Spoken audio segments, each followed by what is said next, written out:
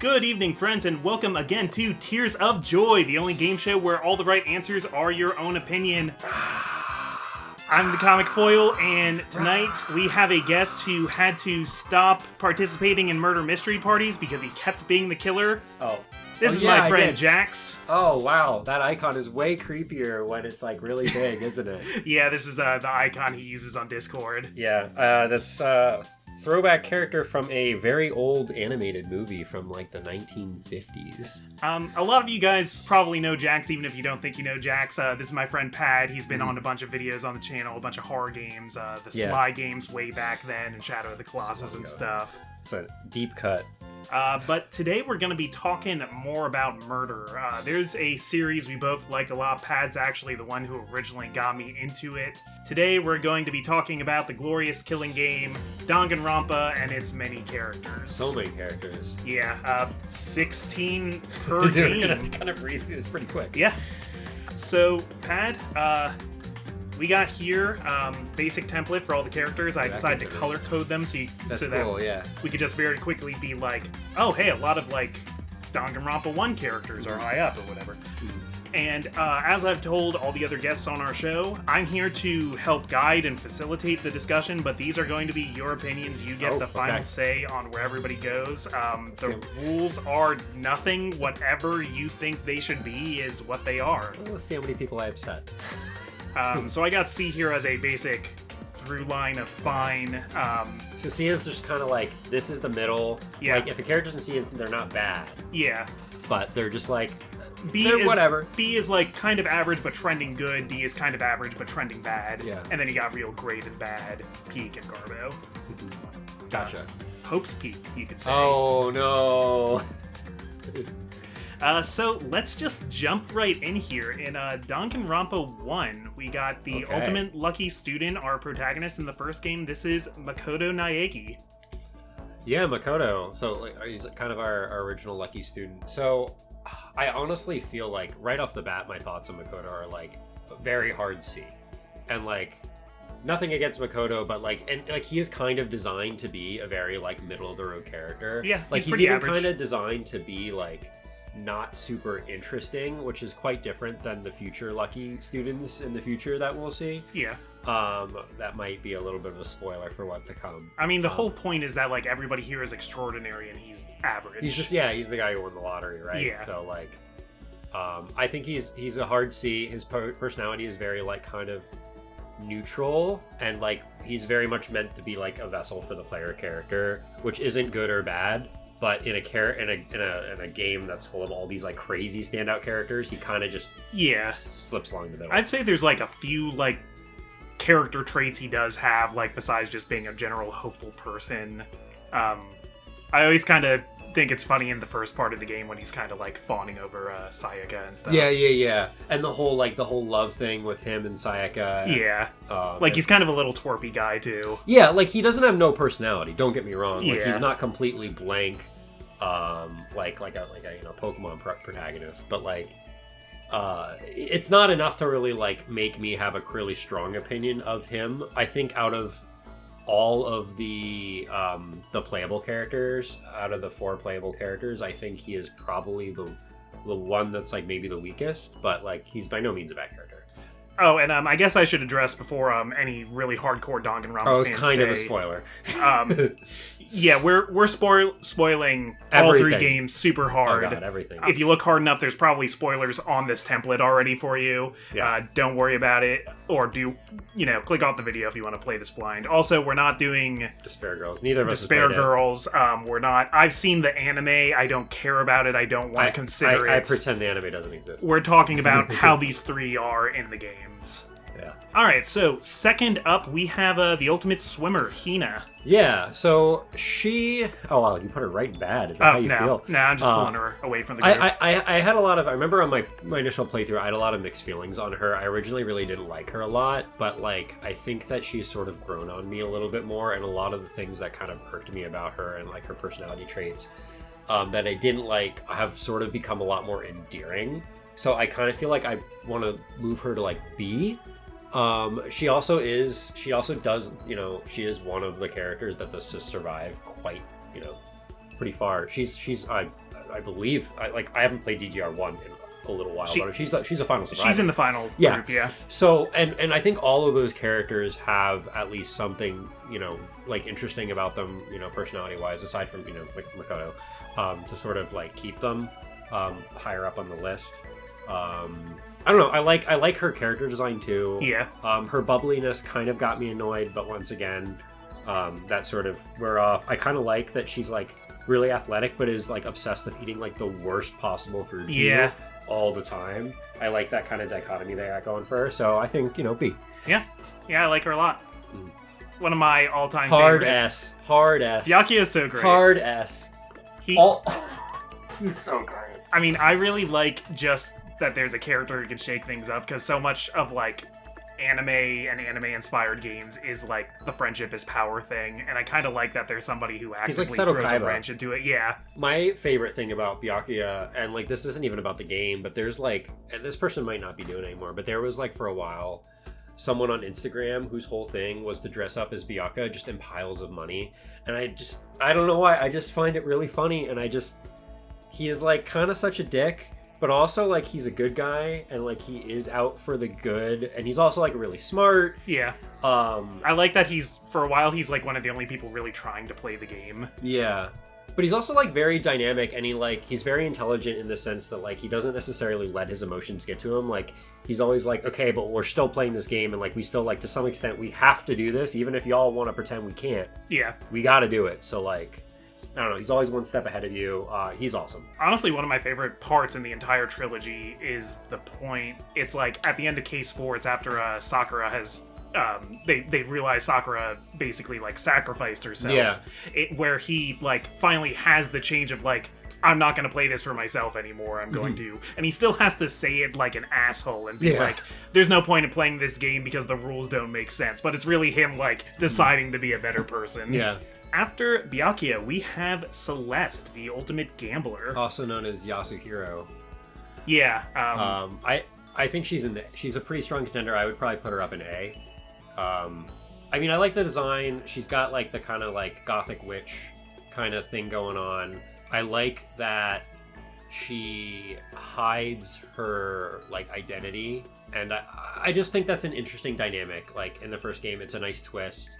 I think she's a very interesting character, and it's interesting how she's able to like keep her own persona hidden for so long. Yeah, she's holding her cards to her chest the entire time. Yeah, so she like kind of gives off the gambler vibe like to a T. The biggest thing about her is that like the whole time she was like, oh well, we don't want to kill each other, but like this place is great, we can survive here. Mm-hmm. And you come to find out that she like hated it there most of all, but she just never told anybody because wasn't the time. Yeah, she wanted to hold that advantage. Mm-hmm. And like I have to say, like the whole thing with Yasuhiro, who's another character, is just like that alone too, I think was just enough to like sort of elevate her to some extent. Like that, a lot of what I feel like I like a lot of these characters is often related to the circumstances they're put in, or like if that character had like a twist that was associated with them. She would have what would be like a kind of more ordinary Japanese name, but she chooses to go by a fancy European name. And you're kind of just like, this isn't like, you kind of know the whole time it's not her real name, but you don't really think about it. Yeah. So when like the whole reveal happens, it's just like, oh yeah, that kind of is obvious that that's not her real name, but you still kind of didn't see it coming. You didn't see that it was also going to be like this. He has the same first name as another character's last name, or vice versa.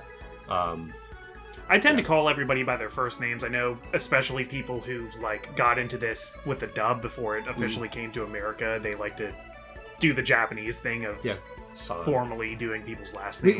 We can talk about that when we get to Hifumi. Yeah. So next up, bit of a character, no controversy around this character whatsoever. No, yeah, none at all. We got Chihiro Fujisaki, the ultimate programmer. Yeah, I really like him. I really like that I just like his dynamic. And I like his dynamic with Mondo, and I like his character progression. And like, I'm trying to like figure out how to put it into words. I like how, you know, he dresses and pretends to be a girl for the whole time at the beginning, not like because he's like afraid of his own. He like doesn't feel like he's masculine enough. It's like I just think it's an interesting take on that kind of trope, or like it's something we don't really see as much. It's arguably not that they want to be a girl, but that they don't feel comfortable being a guy. A lot of people want to interpret that as a trans woman, or who would eventually be a trans woman. I think the real tragedy of their character is that they never get to figure it out. Yeah, and I think that this was sort of... This character's, like, this was created in a time before that was, like, super, like, it was less in the public's eye, not to saying it didn't exist, but it was less, like, acceptable to be trans or to have trans characters at that time, so I think that may have been part. Also, it's from Japan, where it's even less sort of acceptable. The conversation there is different than it is. Like, if this character was created today, it might be different. Like, I think also about, like, Naoto and Persona 4, where it's, like, kind of the message is about, like, it's okay for you to be a boy with more feminine qualities, just be who you are, which is a nice message in itself, but also is kind of, like... in a way also saying, like, don't be trans. But so, I mean, it's tough. Yeah, but I also love how Chihiro, like I said, the whole thing with Mondo and how they kind of bond, and he, like, you know, keeps a secret for a while. Yeah. I mean, he ultimately ends up, you know. And the whole idea was that Chihiro, whatever they're going through, Mondo saw them as being very strong. So that's, like, what made Mondo snap and kill them. And very, very sad. Yeah. So I think Chihiro is an A character. Yeah. He's a great character. I also like the whole alter ego thing and how, like, Chihiro continues to... exist throughout afterwards. Yeah, no, continues to help the group after they're gone. Mm-hmm. Maybe a less helpful character. We have Hifumi Yamada. I forget the word for it, but he's like a fanfic writer and artist. Yeah, I think he's the ultimate like fan fiction artist. Yeah, 2D is better than 3D. There's like a more proper word in Japanese I remember for what he is, but Hifumi is really interesting for me because Hifumi is specifically an archetype that I really don't like, but done in a way that I kind of like. Like, I normally really don't like the ultra, like, nerdy, Japanese obsessed character archetype that much. And this may be as someone who studied abroad in Japan and, like, lived there for some extent. And, like, I widely got into it less because of anime and more because of, like, cultural reasons and interest in that.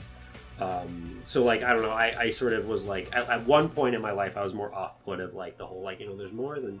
I would be, like, even when I was studying abroad, like, everyone, like, a lot of the people were there were all into, like, anime this, anime that, and it was just, like, there's more stuff than that. So a lot of times I sort of tend to not like that more obsessive, like, otaku character as much. But I think Hifumi is written pretty well. And Hifumi also does something that I think that when anime is translated, like, something that actually annoys the crap out of me. They didn't do that, and they made it a major plot point in this game. I get kind of annoyed when, like... when there's translation, when they just take, like, and keep the suffixes, like, san in the English dub. Like... It drives me crazy because, like, I get it. You're trying to, like, keep the suffix, and the suffix matters in Japanese. Like, if the English dub, everybody was like, oh, Naegi-san, welcome, we're studying. Yeah. Thank you, Togami-san. But, like, it doesn't sound natural in English when you say it, and, like, there's a lot of... And this is my issue with a lot of, like... translation in general, is that there are a lot of things in Japanese that just don't translate the same way in English, and like it's like stuff like one-chan or oni-chan, like those words, it's normal to say, like, oh, big sis in Japanese. That's not really normal in English, so when you translate it, it comes off as super weird. And I think that's the biggest issue with a lot of, like, anime sounding, like, when people, like, complain about, like, oh, anime sounding anime is, like, kind of poor translation, and that stuff isn't really translated in a way that, like, keeps the intention but also sounds normal in English.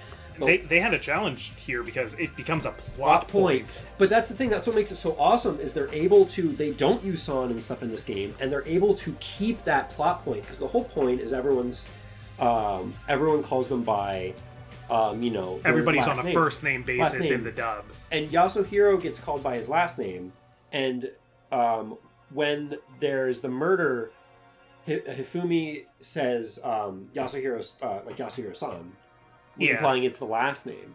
But instead, they just use like Mr. Yeah. in this one. And So instead of calling, like, Makoto Naegi-san all the time, Hifumi, and only Hifumi, always calls him Mr. Naegi. And he would never call Yasuhiro because that's not Yasuhiro's last name, and they didn't know that Celeste's last name was Yasuhiro. Yeah. So it's never that's how you figure out that he couldn't have been implicating. Yeah.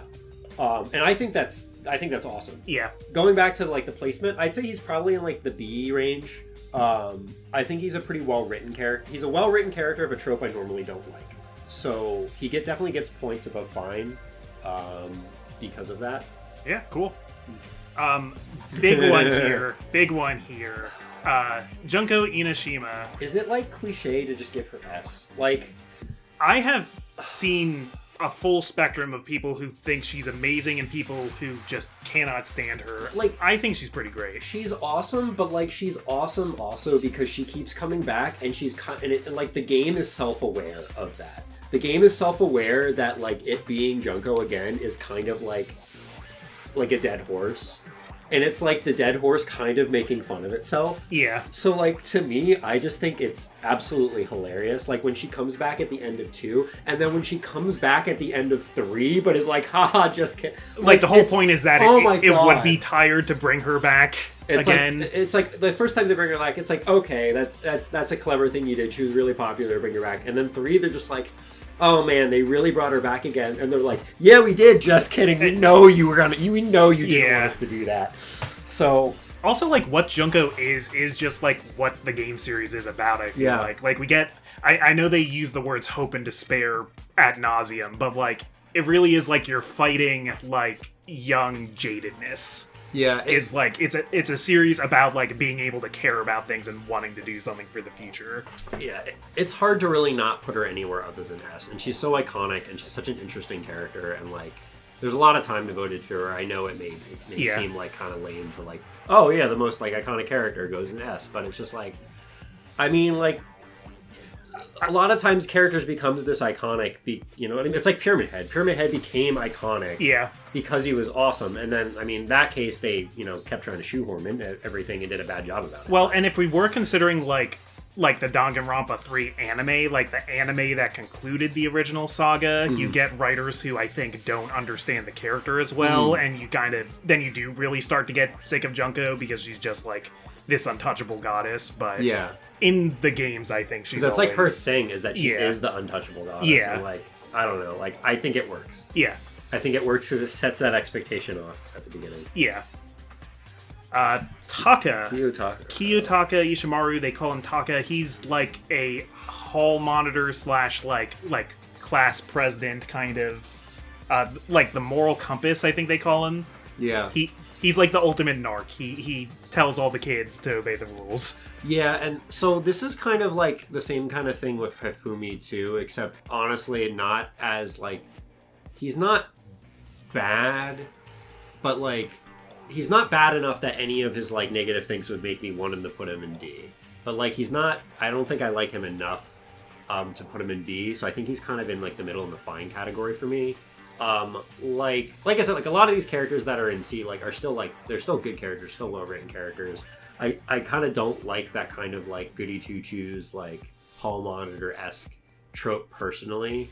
I like that kind of character when they're an idiot. So like Taka actually kind of cracks me up. Yeah, he definitely has some moments that are funny.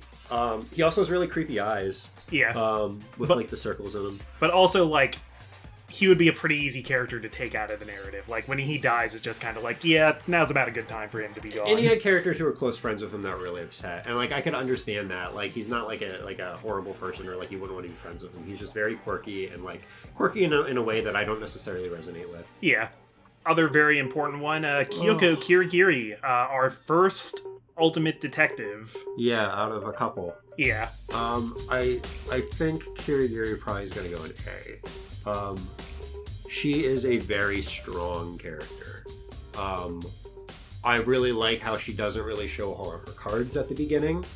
She has that same level of mysterious and standoffishness as Byakuya, but her personality isn't quite as bombastic, which isn't like a bad thing necessarily for character design, but like I really like the bombasticness and like kind of like in your face semi-aggression of Byakuya a bit more.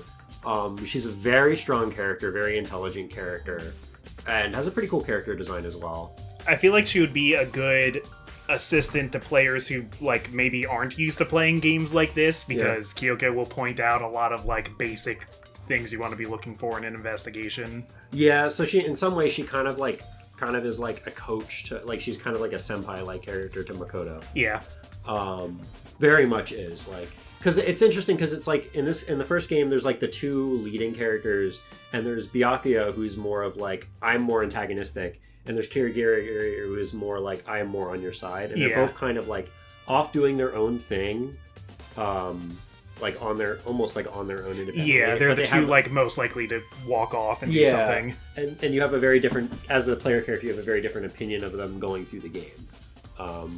I do like kind of, I think it's like around the 5th case where it does start to look like maybe Kirigiri did kill the fifth person, and like you as the player have to kind of reconcile with like, well, am I going to like trust the evidence as it is, or am I going to decide I know this person and I want to look out for them? Because the last case, like, well, I don't think it's the last case, but like, the last like normal case revolves around like you lying and getting punished.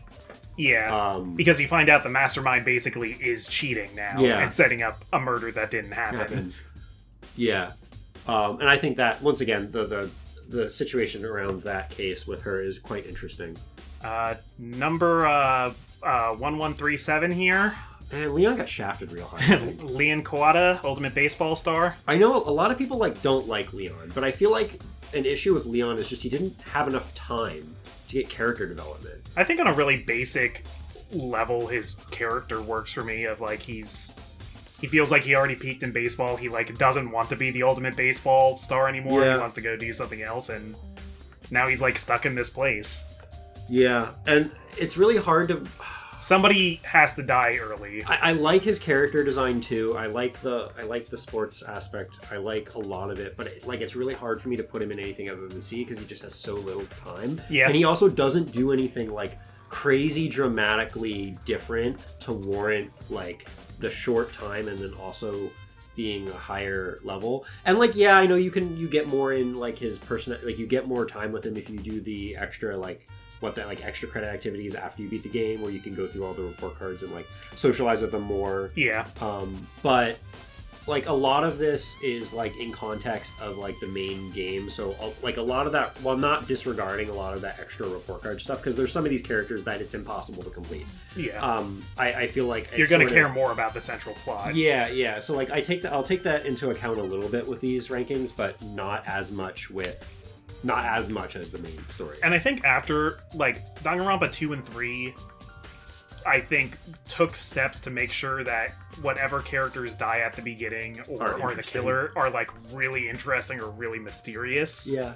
And Leon is just, like, the one who wasn't. The person he killed was, like, there's a lot of... This is the first case. Hype around that. But, first case. Yeah. You know? I also want to say, I know 1137 is like the most obvious like clue to somebody being the killer ever because it's his name upside down. But I do think like seeing as they're in Japan and not all of them would think to read English letters, especially when they're upside down, I feel like it makes a little bit more sense. Yeah, because to a Japanese audience to be like, oh look, numbers. Because also like Leon isn't really a Japanese name at all. Yeah. So like I get it. But I also like it. It's just like it's the first case. It's easy. Yeah, it's also something that's easy, but it's creative. Gets you used to thinking about how the game's going. Gets you thinking in a different way. I don't really have a problem with that being too easy. Coming up next, we got can of Mondo. Corn. Yep, can of corn. I love Mondo. Mondo's the one where I thought he was going to be a really big character, and he does not last that long. I feel like I'm gonna put him in A. Yeah. Like, I feel like we're getting really heavy on the A characters, but a lot of these characters are just so good. As long as you don't, like, overflow one of these lanes. I don't think we will. Maybe. I don't know. I like Mondo's design. I love his gigantic hair. That's also, like, a trope. That exact the pompadour, hair. yeah. The crazy, like the crazy pompadour, it's like that. Like, I've seen the character that has the exact same trope in, like, the Like a Dragon series and stuff like that. Yeah. But he's cool, and I like how he's kind of like a little bit of a Saki at heart, and like his interactions with Chiro are great. I find it hilarious that he gets like, basically turned into a can of butter at the end. Yeah, Mondo butter. Yeah. For some reason I thought it was cream corn at first because his hair looks like corn, but it was that would butter. make sense too. Even though it makes no sense, he gets put in a ball like electronic spinning ball, and then somehow is like melted into butter, but weird. But like I don't know, it's funny. I think I heard once that it's like a pun that makes sense in Japanese, but I wouldn't understand it. Oh, it might be. I don't know. Yeah. I don't know. I don't remember how you say butter in Japanese. Personally, I don't remember. It might just be bata. But I like him. Butter, batter. No, that would have been one with Leon. But yeah, I wish we got more out of him. Mm-hmm. He was a cool character. A character we kind of got a lot out of, but really didn't. So this is Mikuro Ikusaba. She's here because these are in alphabetical order in each game. See, this is a really hard one because like the Ultimate Soldier. We learn nothing about the character themselves. But all we learn about them is, like, everything that makes them interesting is directly tied to Junko. So I almost feel like all the credit for that, like, Murkuro could have been literally any other character, had any other name, any other story, any other look, and it wouldn't have mattered. So she kind of has to go and find. Or even D, like Matt. Because, like, and it's not because the character is bad or the surrounding is bad. It's just, like, it's so bland, there's literally nothing about this character. I could understand the opinion that she's a plot device, yeah. She is a plot device, and 100%. If you go more outside the bounds of the game, there's like a light novel that's all about her that's really interesting. Yeah. She's in the anime more, which is really bad. So if you try to explore more, you might end up liking her more, you might less. I think she's in D, and it's just like, look, I like everything around it. I like the whole thing they did with her character. I like the whole sister idea and how the bodies were switched, and she was pretending to be Junko. I like all of that. That just doesn't make you like her more as a character. It doesn't matter because we get literally nothing about her character in the main game. Yeah. We get, like, almost nothing about it. So, like... The only thing is that you do, like... You are technically talking to her for a little while when she's disguised. But she acts like Junko. Yeah. So, like, it doesn't really matter at that point. It's fun in a replay to see, like, some of her reactions to things, and, like... Which is really funny, because this is going to be a little hypocritical, because there's another character on this list that kind of does the same thing, but I'm going to rate them a lot. But I'm going to rate them a lot higher. And... Absolutely. And, like, I get... But that one's stuff is more so... What makes it interesting is more so tied to another character, too, but, like... This is like Junko got 2 character slots to be interesting with. Yeah, I mean, the other one kind of is like that character got 2 interesting slots to be... Yeah. Whatever, I don't have to... It doesn't have to be fair. This is... Yeah. If it's your opinion, it's the right answer here. Yeah. Sakura Ogami, a.k.a. Ogre, a.k.a. the ultimate martial artist. No, I know a lot of people really like Sakura. And I was one who really didn't like her at first, but I think she's grown on me more. But I still don't think I really have that super strong. It's not hitting it for you as hard. I don't like the super ultra muscular like girl character isn't really my vibe. Not that it's a bad character. It's nice to have one of them versus all these other like girly girl characters. Yeah. Her voice is always I thought was off-putting too. But I mean, it's nice it's nice that she's like a sweetheart. Yeah. And I think it's interesting that she ends up killing herself to try and create an impossible murder. Yeah. So, like... the mastermind cheated because the mastermind hid the note where Sakura explained exactly what she was doing. Yeah. Mm-hmm. So I'd probably put her in B in good. Yeah. I think she's a well-written character. She's not my, like, favorite character, but, like, I can't disregard the fact that she's a well-written character, and there's a lot of things to like about her. I'm glad Sakura and Hina get to be together in B tier. Mm-hmm. Sayaka Maizano. Ultimate pop star, kind of placed to be like, oh, she's going to be like your Maya Fey in this game. She's going to be your assistant. They pull the rug out of you, and like retroactively looking, it's pretty obvious what they were doing with that, but like it did kind of, I don't know, at least it worked a little bit for me. I was a little surprised to actually see her die. Yeah. Because the whole thing was like, I don't know, like, I just feel like she was, like, you were creating a bond with her, so it was, like, leading up that this was going to be a character that was going to exist. And, like, I knew, like, she was... Also, she was... If you were, like, following the game, like trailers for the game before it came out, she was all over the market. Yeah, she was everywhere. So I was like, meet your assistant, yeah. I thought she was going to die, but I wasn't expecting her to die right away. The demo for the game is a completely original case where she doesn't die. I like the whole thing that she's got like this bubbly personality, but kind of is really selfish behind it all. Yeah. I'm not like so much shocked that she dies so early. I'm like shocked that she tried to kill somebody. Well, that's what I think. I was originally. I think that's so interesting. When we first started talking, I was going to place her finally in C, but I like as we started shifting to that, I think that's enough to sort of bump her into like low B tier. Yeah. Just because like it's just not expecting it, and like it's early in the game once again, and it's one of the first like big twists. Is that she actually tried to kill, and she like Leon. Tries to pin it on you, and that's why she wanted to change rooms. And you thought that like, she was gonna be like this love interest, and there's like, nope, she's trying to screw you. So she definitely like has like she's definitely a multi-sided character and has enough to like put her up into B, I think. Yeah.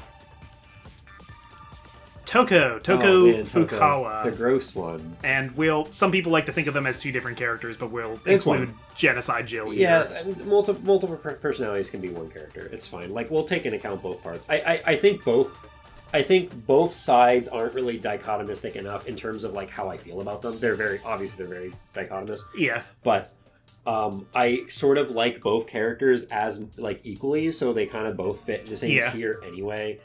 It's just I'm kind of in between S or A for them. They make each other more interesting, I think. I'm not really sure. I like that like she's like the shutting character, but also like absolutely is insane at the same time. Yeah. Like I like that like I find it really interesting. She just like doesn't bathe, and everyone else is like, who is this person? They're so gross. She has some really out of pocket lines. But her character, she doesn't look like it at all. She acts very different than her appearance, and I like that about her. But yeah, and like the Genocide Jack thing is neat too. She's also another one of the surviving characters at the end. She gets framed. She was pretty. People were pretty sure that she was going to go at some point. Yeah, she didn't seem like a character that would make it to the end to me. I was like, this character is too crazy to survive till the end. And then like it was going to be another character, but oh no, it's Genocide Jack. And then we find out Genocide Jack is Toko, so it's Toko, but no, it's not actually Toko because Toko can be like, oh well. This isn't the callings of Genocide Jack. How do you know? Oh, because I am Genocide Jack. So there's a lot of back and forth going on, a lot of interesting plot twists and plot developments that... My favorite is when they're like examining the murder scene and they're like, oh, well, it couldn't have been her because Genocide Jack famously always uses their scissors and this wasn't done with the scissors. And somebody says like, well, obviously she just didn't have her scissors in here. And she's like, yes, I do. And pulls these crazy bloody scissors out of her pockets. Yeah. She's it's hard. I don't know S or A. I don't want to like load up S with too many characters. It's really hard. I think I'm going to put A. I might change it later. Yep. I honestly might change that one later. We'll have a chance to reconsider at the end really of all this tough. here. It's really tough. Last from Danganronpa 1, last alphabetically at least, we have Yasuhiro Hagakure, Ultimate Psychic. I think he's really funny. I know some people can't stand him. Yeah, I don't really like him as much. I kind of didn't find him that funny at all. He's just like kind of a bumbling idiot character, which I think kind of goes well with the seer aspect too.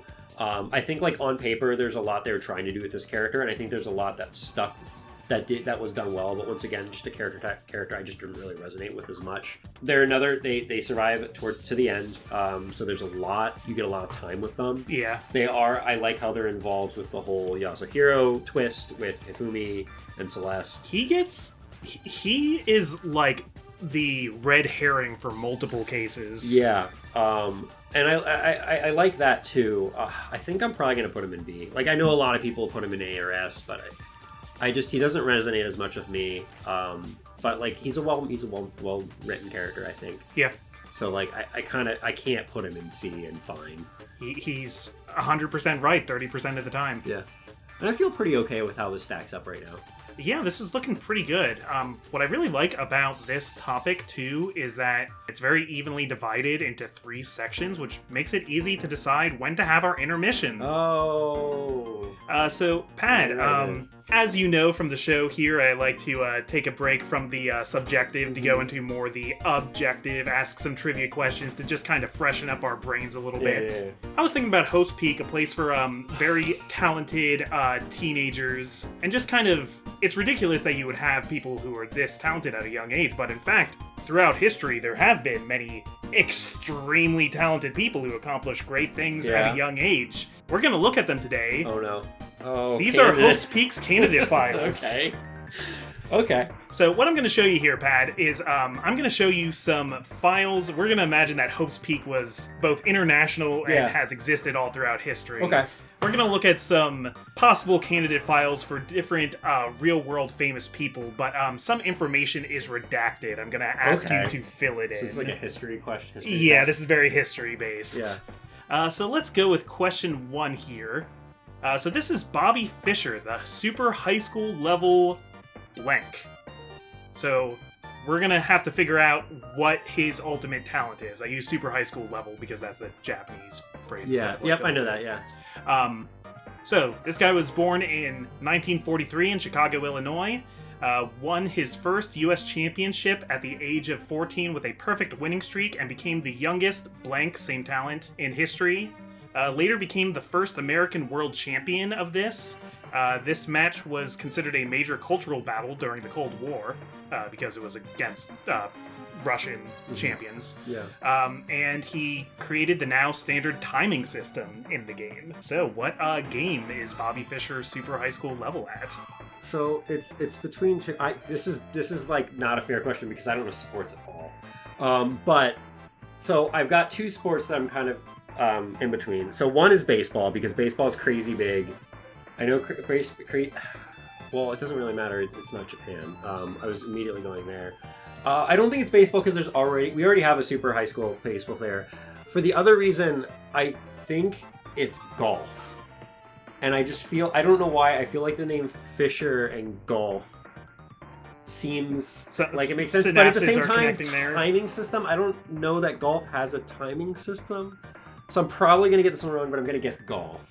Would it help you at all to know that like the people that he was beating at the time were Russia? Russia was like the world champions at this. It's definitely not golf. Someone out there is screaming. U.S. Championship. Or was he a boxer? I'm gonna go with boxer. All right, we're gonna go with boxer. Bobby Fischer would be the Super High School level chess player. Wow, that was way off. Yeah. I don't know really chess either, actually. Yep, he was he's considered one of the 3 greatest grandmasters in history. Okay. Yeah. Kind of. And the reason why we have clocks now that we hit is because of him. Fischer, okay. Yep. I was going down the thought of sport and less of chess. Yeah. That was a good guess, though. I'm also usually terrible with people. If these were like technical questions and stuff, I'm definitely attacking your weak point here. Candidate number 2, this is Mary Shelley. And this time I'm going to give you her talent, the Super High School level ultimate novelist. Okay. But I want you to tell me what she's famous for writing.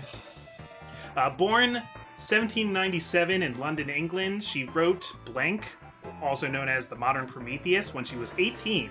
This story was first published anonymously 3 years later. Some call it one of the earliest examples of science fiction. Wrote many other novels, including Lador and The Last Man. So this is considered one of the earliest science fiction novels. Oh my god, I don't even know. I have no clue. Science fiction novel. And it was also called the Modern Prometheus. Did she have a pen name? At the time, she probably would have. But we wouldn't know it as a pen name. She did publish a lot of things as her late husband, actually, at the time. But nowadays, everybody would just know Mary Shelley's. Yeah, I don't know. I don't have a clue. Mary Shelley here wrote Frankenstein. Yep. Okay. Yeah, I wouldn't have known. I had no idea who actually wrote Frankenstein. Yeah. That makes sense. Yeah, a lot of people forget one of the people who started science fiction was a woman. I'm going to strike out on this one. Yeah.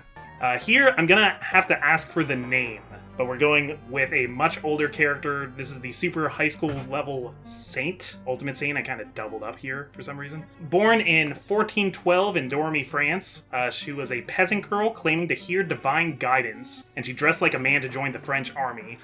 Oh. At 17, she advised Charles VII to victory in the Battle of Orleans and insisted on his coronation at Reims, securing support for him in northern France. She was captured and executed by the English at the age of 19, but she was canonized as a saint in 1909 for her role in the 100 Years' War.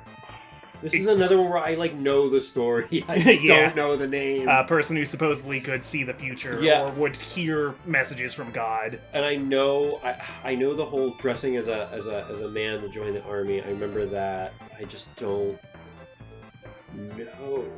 I like how you got, like, Kibo's. Oh, yeah, sprite. I kind of cobbled together. Yeah, Kibo sprite and, like, Kyoko with red hair. Yep. I wanted to try and give her, like, armor, and the closest thing I could find in the Danganronpa set was I want to Kibo. think my mind just want to goes back to Joan of Arc. I know it's not Joan of Arc. She's way older. And there's no... 1412. Oh, for some reason never mind. I heard 100 Years War and I thought it was bad. But, like, she died... But Joan of Arc was French Revolution, not 100 Years War. Sure. Right? I thought so. Maybe is it Joan of Arc? That's the only name I can think of, because I thought Joan of Arc also did enlist and also did pretend to be a man to join, but I don't know. She might have. But I don't know of any Saint Joan, so I'm just gonna go Joan of Arc. But Pad, again, this is Joan of Arc. What's the saint? Was it Saint Joan? Yeah, she's Saint Joan. Oh, I've never heard of it. That threw me off. Yeah. Okay, well at least I got one right. Candidate number 4, we got the first name, but we're missing the last name here. I'm gonna ask you to tell me his last name. This is Louis something. He's the Super Highschool level ultimate conlanger, which a conlanger is somebody who makes languages. Born 1809 in Couvray, France. We have a lot of French people in this game. He went blind at the age of 3 after an accident in a tool shed. Despite his disability, he became an accomplished musician and taught at the National Institute for Blind Children at the age of 17. At 15, adapted and developed a written language for the visually impaired called Blank, publishing the first Blank books in 1837. So the blanks are all the same? In this case, yes. Well, I mean, I didn't know that this person's last name was that, or that this was based off last name. I would be surprised if you heard of this person, Braille. But I think he can work it out. The language is definitely Braille. Pat, this is Louis Braille. Okay, cool. When I heard musician, I was like, Louis Armstrong? Yeah. and then when I saw the blacked out with the text, I was like, no, it's got to be Braille, but I don't know the guy. But crazy to think that a Braille was created by a 15-year-old. Yeah, that's crazy. And we still use it today. I didn't know it was named after the person who created it. So. Yep. Yeah, fun fact. We like to be a little bit educational here. Mm-hmm. Number 5. This is Blaise Pascal. So here these are 2 different things just because I think they're both fun facts, but I'll give you a point if you get either one of them. So this is the Super Highschool level or ultimate mathematician. Born 1623 in Clermont-Ferrand, France. More French people. Was already writing essays on synthetic projective geometry. By 17 years old, at 19, developed the Pascaline to help his father manage taxes. The Pascaline is considered the world's first blank. He also later contributed to a bunch of different theories, including game theory, probability theory, and Pascal's principle of blank, which uses his name as the unit of measurement. So, I know Pascal is like a measurement of like force or like energy. I don't know which. I'm not sure which of them, but I know like you talk about like a certain types of energy in pascals. In pascals. Which I think is completely unrelated. I think the principle is completely unrelated to the taxes aspect. My guess is it's probably considered the world's first calculator. These 2 facts are completely unrelated. Yeah. In this case. So I would guess calculator, just because I mean, like, it's not like the first counting device would be an abacus, but I don't really think you use that to like do calculation, or can you do math? Can you do like adding? You can do math with a calculus, but this was 1623. Like abacuses were around for a while. I know, so then it probably wouldn't be the world's first calculator then. But like, what else would you use to manage taxes? You wouldn't, even though it's used for math, you wouldn't call a abacus a calculator. No, you don't think so? You wouldn't think it would be considered the first calculator? No, not by most. Okay. A calculator kind of implies something that's sort of automatic about it.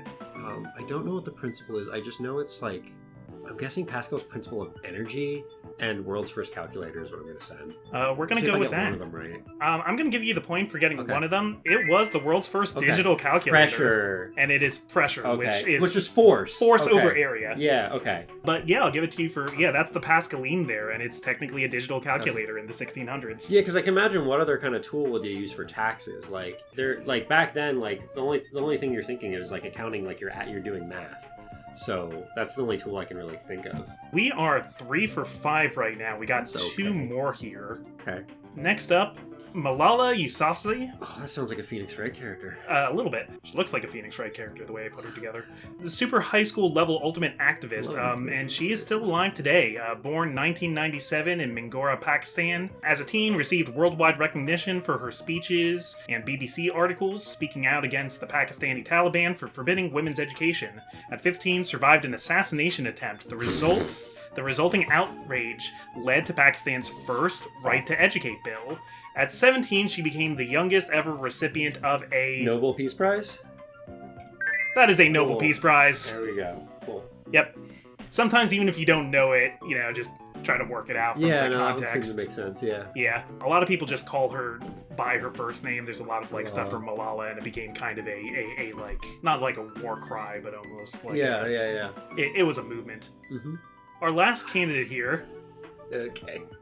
So I'm going to need this guy's name, but he's the super elementary level ultimate composer. He can't even be in high school yet because he did this too young. Born 1756 in Salzburg, Austria. As a 3-year-old, could play chords on his harpsichord. At 4, he could play short songs on piano. At 5, he composed short pieces. And at 8, he wrote his first symphony. He went on to write over 600 pieces over the course of his career, but died at 35 with little financial success.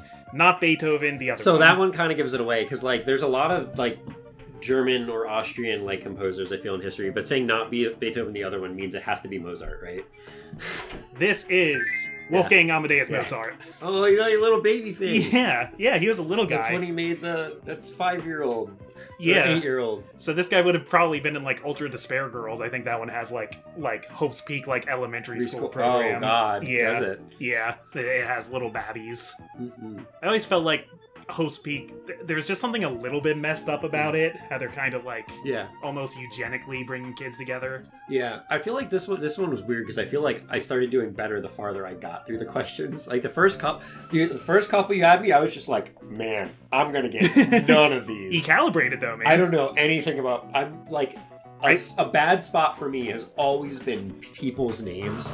I can never remember actors. I can never remember authors. I can never remember people's names for whatever reason. I can recognize people's looks, but I will always forget the name. Or someone will be like, oh, this movie, this person's in it. And I'm like, I don't know who it is. And they're like, how do you not know who that is? They it would be there's some that I do know, and this is an example of someone I do know, but it would be oh, Pedro Pascal's in it, and I'd be like, I don't know who that is. Jaxx and I, along with Allie and Jax's girlfriend Tao, have gone to a lot of trivia nights at our local bar, and everybody is really good. We make a really good team. Pad knows a lot of stuff, but unfortunately, these quizzes are 75-80% pop culture. But whenever there's one that's movies, or I basically just I'm guys, I'm gonna go to the bathroom. Yeah. I can't do any of this. And every now and then I'll get one or two that people won't get, and then it'll be oh, how did I get that? Yeah. I don't know. You come in handy when it's what is this song? Because I don't know anything about music. I know geography. Tao's better at music than me. So we're gonna hop back here. We ready for round 2? Yeah. So again, I have these in alphabetical order, except I put the protagonist in front. Yeah. Hajime Hinata. Okay, so Hajime is the detective in this one, correct? He's not a detective. For a while, we don't know what he is. He's a super soldier, right? He's a reserve student, so he actually doesn't have an ultimate. Okay. It turns out that he's part of a... But he was a super soldier, right? He was designed to be a super soldier. And then he became, in the Ultimate Hope program, so they injected him with a bunch of crap. Yep. Mm-hmm. Yeah, so he became quote unquote the Ultimate Hope. But he's the guy. But John, he's the Ultimate Despair. Yeah. Then he became the Ultimate Ultimate Despair. They're all the Ultimate Despair. Actually, a fun fact about that game was I spoiled myself, but not really, because at the beginning I was just what's going on with Byakuya? So I looked up Byakuya, who we will talk about a lot in this one, and saw that he was the Ultimate Despair, after he died, and saw that he was the Ultimate Despair, and immediately stopped looking at any wikis or anything. I was like, oh god, I ruined myself for the game. And then I got to the end of the game and I was like, wait a minute, I didn't spoil myself. It was like a ride where I thought I spoiled myself and ended up not spoiling myself because I still didn't see the fact that they were all going to be the ultimate despair at all. I hate getting spoilers for things, but it's so funny when you misinterpret the information you get. And then it's just like, oh, actually, I'm not really that upset about this. I'd say, so he kind of gives me a lot of Makoto vibes, but I like him more than Makoto, and I think he's got a little bit more going on for him, so I'm probably going to bump him up to B. Hajime just never really clicked with me as a character. I don't have anything against him, but... He is very, like, same thing with Naegi, he is very, like, player insert to some extent. I think Makoto's a little bit more pathetic, and that actually makes me like him more, but... Hajime has a better head on his shoulders most of the time. I overall think I like the cast of Danganronpa 2 more than 1. It's tough because they're close, but yeah. I'd say Danganronpa 2 has higher highs and lower lows. Yeah, I think it's probably my favorite of the games. But it's Spike Chunsoft's favorite of the games, apparently, because they're making it again. The 2+2, which I think is Danganronpa 4. It's totally Danganronpa 4. Because like Tao played Danganronpa 1, and we got partway through 2, and then we just like stopped for whatever reason. So she's trying to start through it now again. And she was like, "Oh well, I'll just wait till the remake comes," because we knew there was going to be a remake. And then I found out, and I was thinking about it more and more, and I was like, no, Ty, you probably should play Danganronpa 2, because I expect this to be completely different. Well, I think the original version is going to be on it anyway. I think it's going to be like, do you want to play original or like the new scenario? But that way, when it comes out, we can just play the new scenario. Yeah, might as well. Yeah. Up next, we have Akane Owari. She's the ultimate gymnast, and dang, does that never really come into play with her character at all. She, all I can remember, well, not all, there's a couple, the only things I can remember about her is just she eats all the time, which is, once again, just like Aoi as well. Yeah. Is like the trait of, oh, I'm a gymnast and I actually have a really, like, attractive and, like, well-built body, but I just eat I eat crap all the time. It's not even just, like, eating a lot, because I know that, like, bodybuilders have to eat more. Yeah.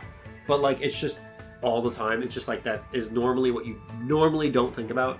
Yeah. And then the other thing is she just, like, likes being naked. Because there's multiple times where she's just, like, gonna, like, take off her clothes in front of everyone. Everyone's like, hey, wait, like, at the beginning of 2, like, she's about to just change there, and Monami is just like, no, you can't do that. She likes fighting a lot, too. She's the one who keeps wanting to fight Monokuma, and they need to stop her from doing it, because Monokuma will kill anybody who fights back. I think she's a solid B. Also, one of the survivors at the end. Yes, that's true. I feel like each of the survivors... There's, like, a lot of pairs in Danganronpa 2, where, like, if 2 characters are really close, one of them will die and the other will make it to the end. Yeah. With, like, one major exception. Oh, I'm about to piss a lot of people off. I'm about to piss a lot of people off. Let your hate fill you. D tier. Jax isn't a fan of Chiaki. This is a safe space, but why don't you explain why you hate everybody's waifu here? She's boring. She's just so boring. I think people like her because she's the gamer, but like her whole things are just like playing video games and sleeping. And, like, neither of those are really compelling as a character, as much as, like, I like doing those things, too. It's, like, it reminds me a lot of, like, when you play The Sims. And, like, I remember when I play The Sims, and you're trying to get your sim to do stuff, and they keep going back and playing video games on the computer. It's like, stop wasting your time! Like, it's just, like, not as interesting. And, like, she would be even lower if she didn't have the twist. Which is why people are going to be really upset. Because, like, and it's not even like I hate her. I just think she's so unbelievably unremarkable and unbelievably boring. And I think being boring in this game is kind of the biggest sin. Because, like, all the other characters stand out so much. Well, that's how I knew that she must be, like, the traitor or something. Because we were getting to, like, the last 7 characters, and I was like, okay, you're too normal. What's the problem? So to bring up, like, the positive aspect of her, I think that is, like, well-written. I don't think she's a poorly written character. I don't, like, think she's, like, bad. I just think that for most of the game, she's just, like, really boring, and that's all I really thought of her. And then when she was the traitor, I was like, oh, that is kind of neat, but, like, I'm still kind of not super about you. So it couldn't really be sad for you watching her go because you weren't super attached to her in the first place. Yeah, not really. And, like, it definitely saves her from E or F.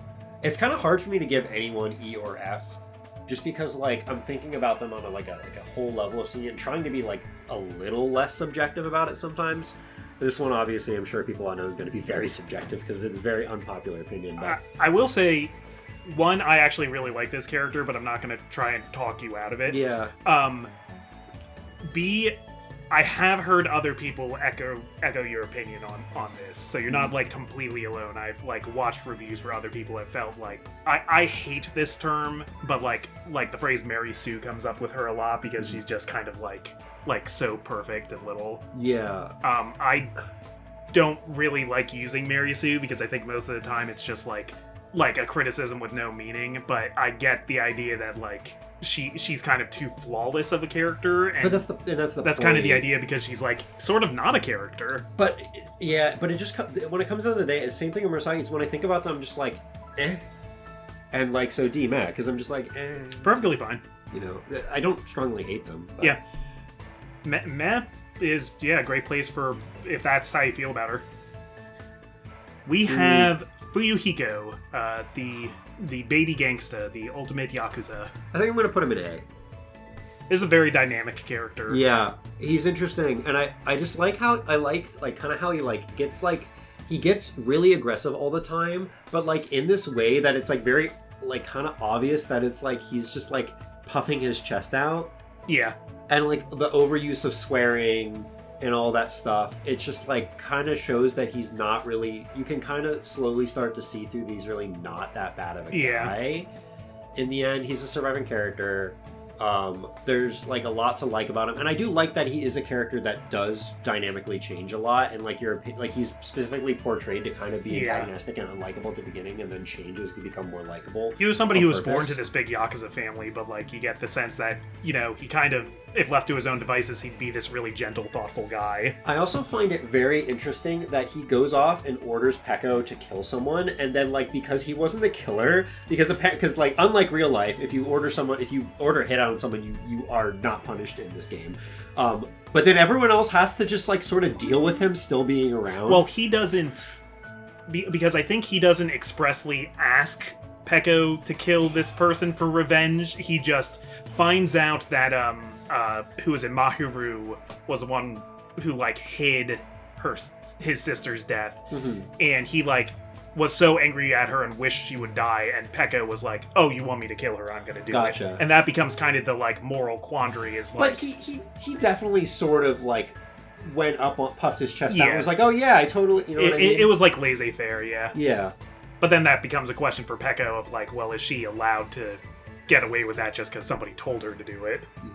Yeah. Gundam Tanaka. This one might surprise you. I'm probably gonna put him in A.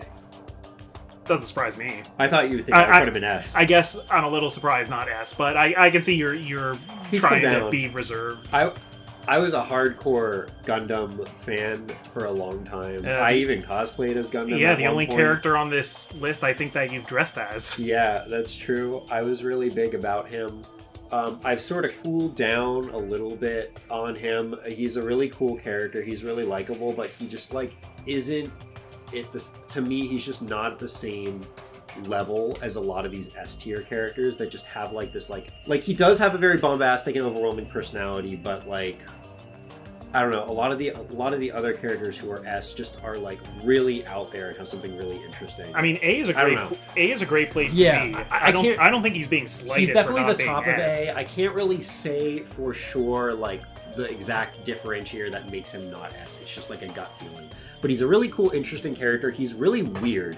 And the thing that's cool is you think this guy is really weird and creepy, but he ends up being like kind of a softie. And his whole thing with Sonya is kind of nice. I kind of like that. Yeah, they're a cute couple. The dynamic they have, the little hamsters. And like the first time he pulls the hamsters out, it's just like, what is up with this guy? Yeah, because he's an animal breeder, but he acts like he thinks he's a sorcerer or something. And there's another character who I thought was going to be a lot like him, and then very much did not become a lot like him, which we'll talk about later. What I really like about Gundam, like, posthumously, is he ends up being a killer. He kills Nekomaru, but it's in the situation where they're all trapped in a place starving to death until somebody commits a murder. And he commits the murder, and he tries to hide it for a little bit, but he gets caught, and he kind of makes the conscious decision to, like, act like a big bombastic villain like he always does so that everybody else can feel good about killing him. Yeah. When, like, really, he did this murder so that everyone would live. Yeah. But, and not only does he essentially sacrifice himself with more steps, but he also, like, tries to hold this, like, vision of being the bad guy till the very end. Yeah, also, the hamster did it. Yeah. The hamster did do it. That's true. Was it Big Orange? One of them. One of them presses the button. Yeah, I think it was the orange one, the big orange one. Yeah. That pressed the button. But hamsters can't be put on trial, but swords women can.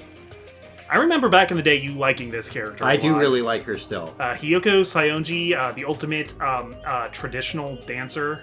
I really like her because she's awful. She's so awful. She is probably one of the biggest dicks out of all of these characters.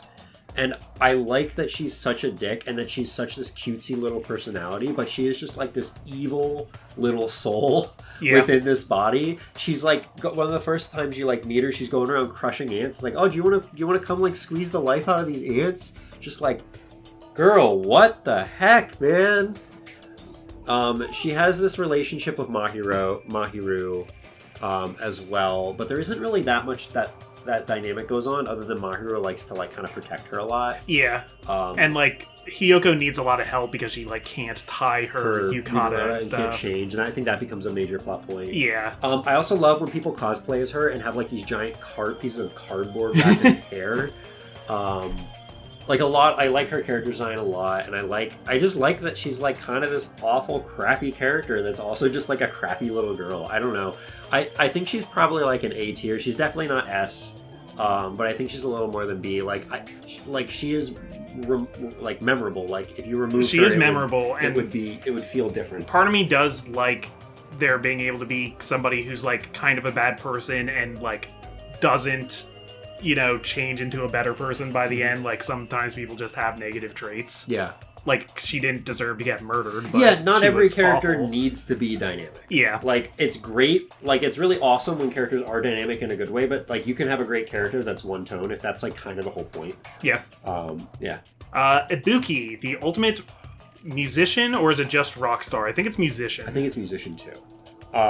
So I kind of think I'm gonna put her more in C. I know this is another character that a lot of people probably like a lot. I've got a lot of conflicted.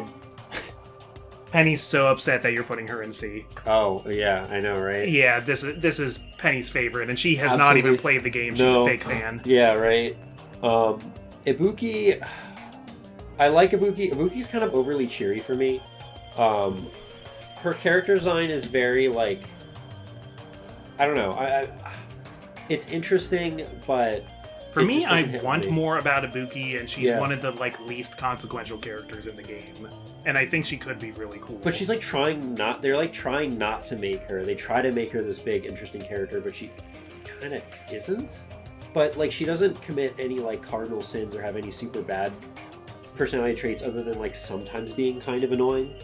And her case with like Nikon and Mikon and Hiyoko. Yeah, Hiyoko is very interesting with the double murder, which also happens to be the same chapter as the double murder in the first game, which is also clever. And then the third game does it again. Yeah, yep. A little shoehorny. And I like how they're sort of split across different areas, and the location is questionable, and there's like the multi-murder. I thought a lot of the cases involving her murder were interesting. But like she's not. The sad thing is that could have been anybody who died there. It had nothing to do with it being her. Yep, and it sucks because she's got like this interesting character design, but she kind of is like kind of replaceable. So I feel like she's not quite like meh, because she is at least kind of more interesting, at least to me. So I'd probably put her in C. Maybe she'll get more development in this new scenario they're making. Yeah, that's one thing that's going to be really cool about it, is a lot of these characters might get flipped on their head. That's probably, if I had to choose one character that I want to see more of, it would be Ibuki. Mm-hmm. So this is an interesting one. Kazuichi Soda, Ultimate Engineer. Apparently... Survivor. Yeah, a survivor. Apparently he's very different in the English dub than in original Japanese script. I don't know. I don't speak Japanese, and I've never played one of the older translations. Yeah, I haven't played it with that either. I've heard that like his creepy tendencies are like exacerbated in the English dub. Yeah, see, that's a big reason why I don't really like him. Like, that said, we gotta go off of what we have seen. Yeah, he's kind of creepy. He's kind of weird. I feel like he's kind of stupid a little bit, maybe. He is an idiot. I think he kind of takes Yasuhiro's place from the first game of being, like, wants to be your best friend, your, like, bro, and also needs to have everything explained to him. And I also kind of, like, one thing about me is I tend to get annoyed by characters that are written to be dumb. I just get, like, very frustrated with them, so I tend to not really like them as much unless, like, there's, like, obviously, you know, cases where I do like them. Like, there actually is a character who is really dumb that I like a lot in one of these games that we'll talk about later. See, to me, my thing is I get really tired with characters where it's like, oh, this character is a guy who's, like, trying to sleep with every girl and can't get any girl to talk to. Not like we have any of those characters in this game. I get very tired of that. Not like we have any characters like this in this game. And I think Kazuichi is, like, ground zero of that. Staring at me, character. Yeah, we'll get to him. Yeah. Yeah, I just feel like he's fine. I tend to not like him, but I don't know if I really want to put him in man. I just feel like, I don't know, like, I want to say bad, but I don't think he's below Chiaki. I don't know. I don't think he's below Chiaki. There's a few, like, moments I like of him because he, you know, gets to be in the game for so long. You know, because he's kind of a little bit of a hate sink. Him being around so long means you get to see a lot of bad things happen to him, which is funny. Mm-hmm. But, yeah. Also, there's like a, I don't know if this was a meme or not, but there's like a picture, I've seen a screenshot of like a picture of him standing in like the warehouse next to all the big things of soda, and it's like, Father Soda and here's food. And I find that very funny. Yeah. I don't know if you can find that image or not. I'll take a look. Not be able to. But, that was a funny thing about him. Yeah, it becomes so different when you start thinking of the memes you associate with these characters, too. Yeah, because some characters can be, like, really bad, and then just, like, a meme can break off, and you can, like, swing your whole opinion about them. There's a character like that for me in Ace Attorney, but I digress. Which one? Quirkus Alba from... oh, yeah, I played that. Yeah. Okay, gotcha. Mahiru Koizumi. Man, it really pains me to say that I think Mahiru is D. It really pains me to put her in D. It pains you because she's a photographer? Yeah. Well, also because I was like, when I saw, I was like, oh, cool, we have a photographer. I like photography. That's like one of my hobbies. And then she just is also kind of really boring, but she's like kind of a dick too. Like, she's kind of mean. Like, not like, I don't know. I think she's super defensive of Hyoko. I haven't read every single character's, like, all of their, like, free time activities. Yeah. I have read hers, and I think it goes a long way to making her more interesting. But she dies early. But also, she dies in what, case 2? She's the second victim. That can't necessarily, you know, save her. It is interesting how her backstory, like, kind of explains some of her, like, her weird, like, insistence that, like, the guys need to do everything and stuff like that. I do think out of most of these characters, she is one of the most, like, realistic human characters. But I think, unfortunately, in this type of game, that kind of is actually more of a detriment than a good thing. Because the whole point... You get drowned out, yeah. Yeah, and it's just, like, a character who just is, like, a reasonable, believable human just comes off as, like, kind of boring, kind of weird. So, like, I hate to put her in D, but, like, I feel like that's where she belongs. A lot like Ibuki, it feels like she doesn't really get to do anything before she's killed. Mm-hmm. Yeah, I agree. Like, it could have been... I don't know. Like, there could have been a lot more they could have done with the camera and stuff like that that wasn't really done. Yeah, I really thought that was going to come into play in a case with her, whereas, like, you'd find some of her photos or something. Yeah, but not really. Oh boy, Mikan. Okay, so Mikan would normally go in F, but she's gonna get luckily saved from F and go to E tier. Okay, so why would she go in F? So I hate this archetype so much with a blind fury. I hate the uhu desu, I'm so clumsy, everyone look up my skirt character. I cannot stand that archetype. Oh my god, I hate it. It's one of my least favorite archetypes. And she is that to a T. She's unbelievably timid. It's like part of the reason why I don't like Bernadetta from Fire Emblem Three Houses. I can't stand Bernadetta either, and they give me similar vibes. Not quite the same, but it's similar vibes. Yeah, Bernadetta isn't overly sexualized, but she is, like, played for laughs with what is actually, like... cowardice and like, really bad psychosis. Yeah. But, like, it's not like psychosis like we had of Genocide Jack. Yes, where it's, psychosis isn't the right word, but she, like, Because the whole Genocide Jack, that whole thing was interesting enough to set them apart, and, like, I don't know, like they... Because I come into this they weren't as over the top. I want to empathize with Mikan because, like, when you get into her backstory and stuff, she's somebody who's been, like, sexually abused a lot and stuff that. Yeah. So, like, that's what she, like, offers to people to try to make them like her. But I can't give her points for that because the game thinks it's funny. Yeah. Yeah. And it's multiple makes me times feel where so there's, like, gross. Pictures of her and it's just like... Oh, the first time that it was like, oh, this is, I don't like this. And then they bring it back again. Oh, it happened again. I'm like, oh, can we not? This is like my cardinal sin of anime when it, like, both shows you the Cheesecake Girls and then also, like, says, like, Teru's a bad guy for wanting to see this, but you, the player, get to see it with no consequences. Right. So, the one thing that saves her from F tier, though, is when she gets to the despair sickness, Despair Mikan is awesome. I think Despair Mikan being like this maniacal, evil, conniving, hating character. With this far-off voice. And... Yeah. I think that's awesome. But her I hate that archetype so much that it only pulls her up to E. Yeah. The Despair Sickness thing is really a good, awesome thing. And I kind of hope, like, it would be neat in the new game if, like, that Mikan is kind of the normal Mikan. Like, they did a flip where, like, it's like that most of the time, and she's more of an antagonist. That would be interesting. That could be neat, because then you're also playing with Nurse generally being, like, a caregiver, but instead of being a caregiver, being an antagonist. I feel like you either go that way, or you, like, have her be able to, like, get over some of her trauma and, like, be a little bit more freaking normal. Yeah. She's our first E, though. A very nice, normal character like Nagito. Oh, yeah, who is on the opposite end of the spectrum. Just your average guy. He's an S tier. He's an S tier. Oh, my God. He's one of my favorite characters. I only realized a few weeks ago that the full name Nagito Komeda is an anagram for I am Makoto Naegi. Yeah. And he's the same voice actor and everything, and he's the new ultimate lucky student. Yep. Yeah. He is insane. He is insane, and you're stuck with him for most of the game. And I love how he kills Byakuya, and then, well, he doesn't kill him, but he makes it happen. He was gonna kill Byakuya, and he was fully planning on it, but Teru got to it first. And now you gotta live with him being on the island, knowing that he wanted to kill him. I think his worldview is super interesting, and but he doesn't kill him.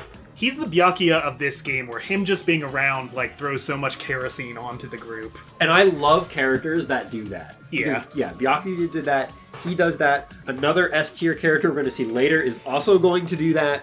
Like, that is something I love when people when, like, a character just likes to, like, stick their fingers in everything and mix the pot around and fuck with everyone.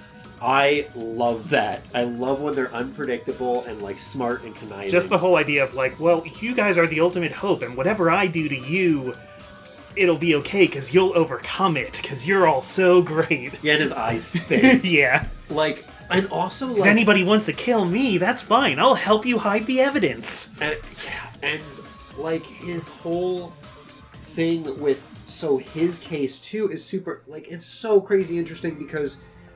One, the image that shows of his death scene is easily the most disturbing out of any of the death scenes in any of the games, I think. Mm-hmm. Like, the photo that you see of him, like, dead. Yeah. Practically crucified. It's terrifying.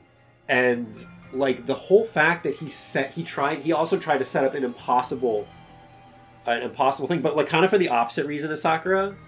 But also, like, he knew that, like, so he relied on... Someone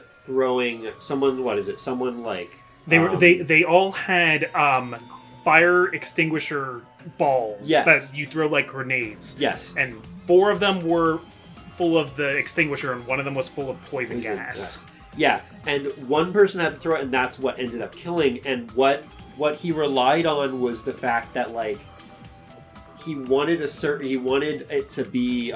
He's the ultimate lucky student. Yeah, so he wanted it to be Chiaki, and he knew that there was really no way other than chance, but he knew that since he was the lucky student, that it would end up being the person he wanted to because he was lucky. I don't know, I thought that was super cool. That's even foreshadowed, too, because in the first case, he's the one who has to, when they're going to do the party where the first person ends up getting killed, they talk a little bit about like, he draws the straw. He draws the short straw, and everybody's like, wow, you're not so lucky, are you, Ultimate Student? But that's what he wanted.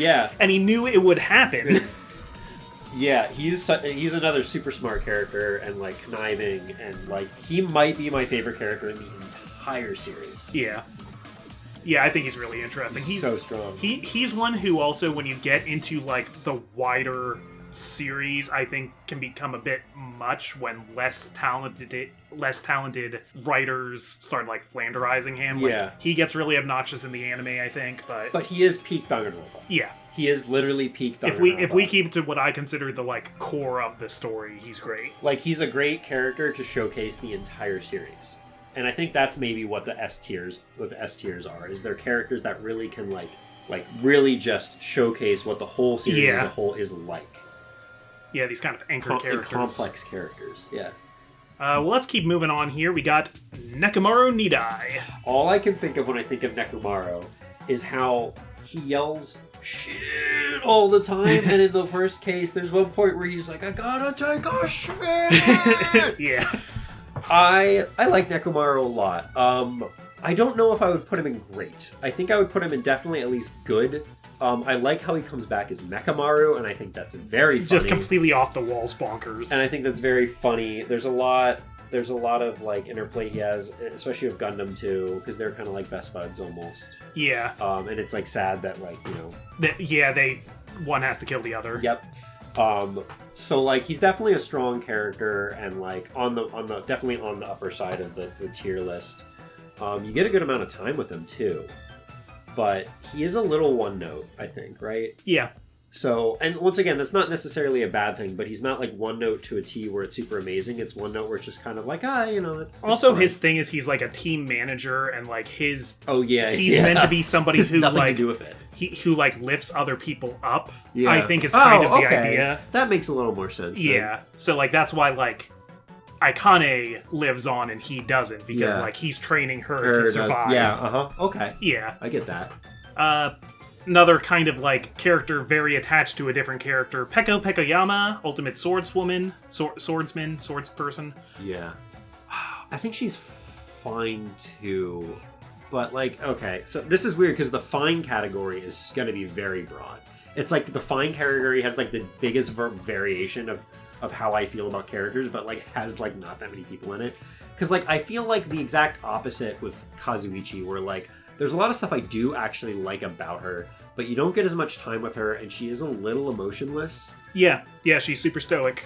And like that kind of works against her. Like I get that that's the archetype, and that's what they're trying to go with her, and I don't think it's poorly written, but like it serves the story the way it needs to. It does, and she kind of works almost like as a puppet of Fuyuhiko, yeah, and that like kind of works for that, like almost like she's like a servant. She's like an object. But in terms of like memorability, she's definitely one of I think the lesser memorable characters from Danganronpa 2. She's one where it's like she's cool. She is cool. She's absolutely cool. So like she's on the upper like I would put her above Naegi, but in terms of like how much I like her, but like nothing really brings like is enough to make me like want to put her in B. I like her murder a lot. I like how she goes about the murder. I like the thing of like, if you stand on your sword and have something tied to it. Yep. Yeah, I think C works. Mm-hmm. Sonia Nevermind, Ultimate Princess. I think she's gonna be B. There's a lot I like about her. I like that she's a bit smarter than like she initially lets on, because she's kind of an airhead, but she's not quite I don't think she's quite an idiot. She's just like very sheltered. She does a lot of this is a writing term, but she does a lot of pipe laying, which is what you call it when like a conversation you're writing, certain things need to be said to move the conversation scene forward, so they give those lines to her to lay the pipe. She explains a lot of things too that like you need to know. Like she's smart, but she's not very wise. Yeah, like she knows about Jabberwock Island. She knows about the serial killer that Peko poses as. Mm-hmm. And she's good at making, like, I think she's good at making conclusions, but a lot of times she just, like, doesn't know about a lot of stuff because she's so sheltered. Once again, her and Gundam have, like, this thing, and it's neat. I like it. Did you say B? Yeah, B. I think B. Yeah, that works. Yeah, I think she could be, like, a little bit flat, but she's not entirely. She does have characterization. She also comes off initially as, like, oh, this prince... And it's just like, oh, look at this character. She's going to be insufferable. And then she kind of isn't really that insufferable. Yeah. And once again, she's another Survivor character. Teru. Okay, Teru. So here's my thing. I think for me, Teru is kind of like Hiyoko, where I hate when characters like this are in anime because I think it becomes an excuse to objectify underage characters, and it's very gross. I like Teru a lot more if I decide that he's irredeemable and just a bad person.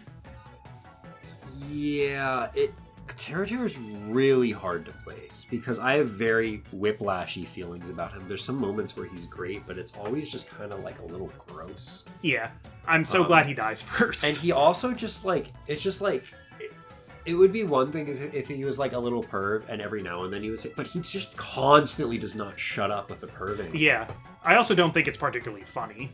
No, I mean, I think he has a couple moments that are, but I think once again, because it's just, the good moments are drowned out in so much that like, it's not really funny because it just keeps getting pushed. Also, I do find it funny that his one image is like his two fingers stuck out, and I just can't. I'm not going to get too far into that. Okay. But every time he does that, it just like, that makes me laugh a little bit inside with knowing his character. It's kind of gross. It's kind of funny. It's kind of like, there's a lot of, I don't know how to feel, and I'm having a lot of trouble placing him. I don't think he's a meh character. He evokes strong feelings. And I don't think he's like a good character, but I don't think he's bad. But then if you put him in fine, it's just like, he is like this character of extremes, and they all, I guess, would balance out to be fine, but there's nothing fine about him.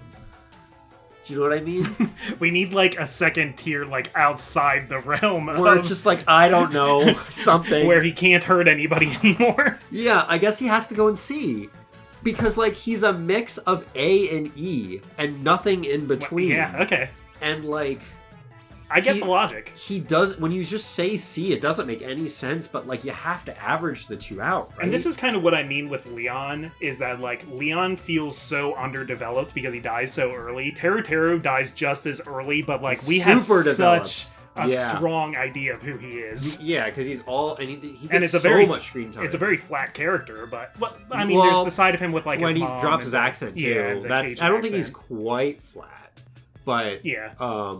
I mean, he's flat. The perv aspect is flat. He technically qualifies as a three-dimensional character because there are qualities behind other qualities, and you see them. You see him have to make choices between them when under duress. Yeah. I.e., that he drops his hoity-toity accent when he's thinks he's gonna die. But I think he is probably the hardest placement in this entire list. Yeah, that's interesting. And like, he just has to be in C. All right. Yeah, I hope you all understand. So Byakuya Togami again. Yeah. I know you've been excited for this one. Yeah, probably A. Like, he's not, I don't think he's peaked Danganronpa because he's not really like, he doesn't embody the series as much. But he is such a weird, strong character. Like, cause like, there's just so much like, what the fuck energy with Byakuya 2. And like, it's like, you see the second cast, especially if you played the first game, it's just like, okay, Byakuya's back, I guess. Why is he so fat? And then, like, it is him. He has the same title. It's the same voice. He has, like, the same history, but, like, his whole memory of the first game is gone. He makes lines alluding to, like, recognizing the killing game. And, like, you think something is going to happen with him. And then they kill him in the first act. And, like, you think he's going to be, like, this big hall monitor ahead of you like he was in the first game. And then it just raises all these other questions. And then they don't get answered, and then you be like me and go online on the wiki and look up of him and then see he's the ultimate despair, and then be like, wait a minute, this guy's the villain, and then the whole game you're waiting for him to be outed as the villain, and then he's not! I mean, he technically is, but he's not.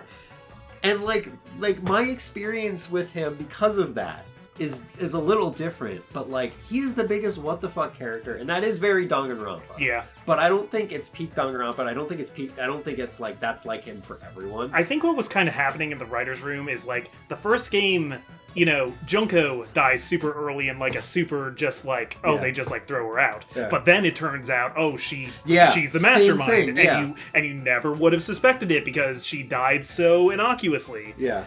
Here they kill somebody who seems super interesting, really innocuously, so I think, like, having played the first game, you're trained to be like, he's gonna come back, he's the mastermind, but he's not. He actually has very little to do with the plot. Especially if you played the first game, because technically they advertise the second game as you don't need to play the first one to understand it, right? I mean, even though you actually do, but, like, you don't... Like, at least you assume that it's a completely new set of characters. Not that not that you didn't have to play the first game, but that it's like a completely unique story and not tied to the original. But you find out at the end that it is tied.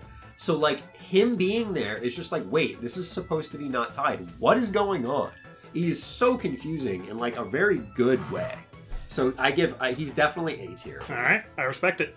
And that is a good point, I think, for us to take our second intermission here. I prodded you a little bit on history, but here we're going to talk about something more fun. Okay. We're going to talk about more murder, because this is about murder, but specifically we're going to talk about video game murder. Okay, I was going to say, I hope it's not people again. Nope, not real people. Yeah. We're going to play a game called Select Someone. Oh. Okay. So what I've taken is a bunch of video games, all of which I think you're at least tangentially familiar with. There's one I think might be a little outside your wheelhouse, but we'll see. Basically, all of these are cases where somebody is the killer or the mastermind or something, and I'm going to see if you can guess what character from what game based on the things the game gives you as clues. Okay, I think I'll understand it when I see it. It's a little confusing, but I think I'll understand it when I see the first one. So if I bring up my little trial screen here... Oh, okay. You got a lot of little things on this side. Yeah. So here I want you to select the mass murderer. This one I think will be kind of an easier one. Okay. The three pieces of evidence we can go with here are, we see a trail of blood leading across the area. Is that from where the murder game? took place. That one is, but they won't always be. Is that Phoenix, right? The second is we see a giant dead snake, the likes of which we could not have possibly fought at this stage of the game, but is impaled on a giant spike. 3, we know that this character has an impossibly long sword. So I feel like... This is a character who I feel like it's not made to be super surprising that this is a person who killed people, but at least with the first murder at the beginning of the game, with the first person that dies, there's this kind of build-up with the trail of blood as you go through this office space. And he does this murder with an impossibly long sword. The impossibly long sword is immediately making me think Sephiroth, because you fight the dragon at the beginning, and then it can't be Sephiroth because the office. No. Office space. I can. Also, the picture's throwing me off because I can't really tell what game it's from. I want to say I can't tell. It almost looks like impossible. Who else has an impossibly long sword other than Sephiroth? Okay, wait, so Giant Deadly Snake, this is definitely from a video game, right? Yeah, all these are video games. It's not going to be a weird thing where it's going to be like Harry Potter and the Chamber of Secrets, right? None of these are licensed games either. I'll give you that. I'd say try not to overthink this first question. Oh my god, I am. Yellow blood. I told him don't overthink it, and he said, no, don't tell me what to do. Is this Sephiroth? Fad, it is absolutely Sephiroth. Okay. Wait. So where was I getting confused? At the beginning of the game. Who does he kill? Because I thought you were talking about him killing Aerith. He kills the president of Shinra at the beginning. Oh, yeah, he does. He finds the capsule, the Genova capsule open. There's a big long trail of blood. Yeah. Later, you go through the desert with this big snake chasing you. Yeah. You find it, and famously, this has been memed a lot where you see this and there's a thing that says, did Sephiroth do this? Yeah. And that's like one of my favorite memes about And the this sword game. is the giveaway. Yeah, the sword is definitely, Yeah. I think maybe this one was... I gave you something so obvious that you, couldn't trust it. A couple of the other pieces sort of threw me off. And these are maybe things you don't remember about the game. Yeah, I forgot about the whole Shinra. Well, especially because my most recent memory is of Remake, because I played 7 a lot. If I was like, who killed the flower seller, maybe. Oh, yeah, that would have been an immediate giveaway. I would have been like, that's easy. All right, here's case 2. Okay. I want you to select a double murderer here from this video game. So the evidence that we use to convict this person include a bullet from a pistol, fired from a pistol. We also use a metal detector. We also use a parrot. Oh, this is 100% Phoenix Wright, but I don't remember which case. That's all I'm going to say. Oh, dang. I know it's Phoenix Wright because I know the gun. And I like how it's in a little baggie like evidence. Because it's the thing. And there's the metal detector and then there's the bird. I have no idea which case it is or who was murdered, but I know it's from Phoenix Wright. That's all I know. I don't know. Do you want to just... I can give you, Phoenix Wright character. I can give you half a point for the game, I suppose. Sure. This is going to be Manfred von Karma. It was von Karma. Yeah. Oh, yeah, it was a double murder, yeah. Yep. So in this case, it was the bullet he used to kill Miles Edgeworth's dad however many years ago, and then he also kills the guy on the boat. Yeah. The parrot testimony is like a famous moment, but personally, I'm a really big fan of using the metal detector you've been carrying around because he still has the bullet in his shoulder. Chest, you just hold it up to him. Yeah. Half a point for that one. This time we're going to select a serial killer. This game gives us a serial killer. Let's look at the evidence here. We got, there's a pizza chain involved somehow. Oh, this is Bat Jr. We also got some bloody springs. We also got security footage of their own home. This is when we're at their place of work. We can see that this is William Afton. Very good. This is William Afton. The purple guy. At first I was going to go like No More Heroes 2. It's got to be Pizza Chain. Yeah, that's a good point. And then you were like Bloody Springs. I was like, wait a minute. Wait a second. Were there springs in No More Heroes? No. And then security footage, I was just like, yeah. Oh, definitely not that game. Well, here we're going to look for an assassin. And here we're going to have a pizza empire. A lot of pizza involved in these murders. Oh, did I just shoot? Shut up! Here's a defenestrated move. It's Pizza Bat. And here we have an inconsequential side mission. It's Pizza Bat. This is Jasper Bat Jr. Oh, God. That was funny. 2 pizzas in a row. You said Bat Jr. and I'm like, damn it, fuck, shit. That's the next one. Okay, this next one can't possibly have pizza though, right? We're looking for a murderer here in Case 5. We got here something to do with a hospital. We also have something to do with a prison. We also got a 1977 Pontiac Ventura. James Sunderland. Yeah. No pizza involved because he can't just sit around eating pizza. Yeah. As soon as I saw that, I was like, oh, wait, is this Brooke? Very good. Case 6. This one was actually really hard for me to decide because all I knew was that I knew I wanted the car. You could have done a pillow. That would have been a little easy. I was expecting a pillow. That is a good idea, yeah. Maybe like a pillow and like a TV, because that's how he watches it later. The prison and the hospital themselves weren't necessary, or the car. I mean, the car was a little bit more related to the murder itself because you carried the body away. The body is in the car, yeah. But they got the point across. Case 6. We're looking for another serial killer here. Let's see what we have. This is the one where I think maybe might be the most out of left field, but I don't know. We got weather reports before the murders, before the serial killers, before the murder victims' deaths. We also have orchids.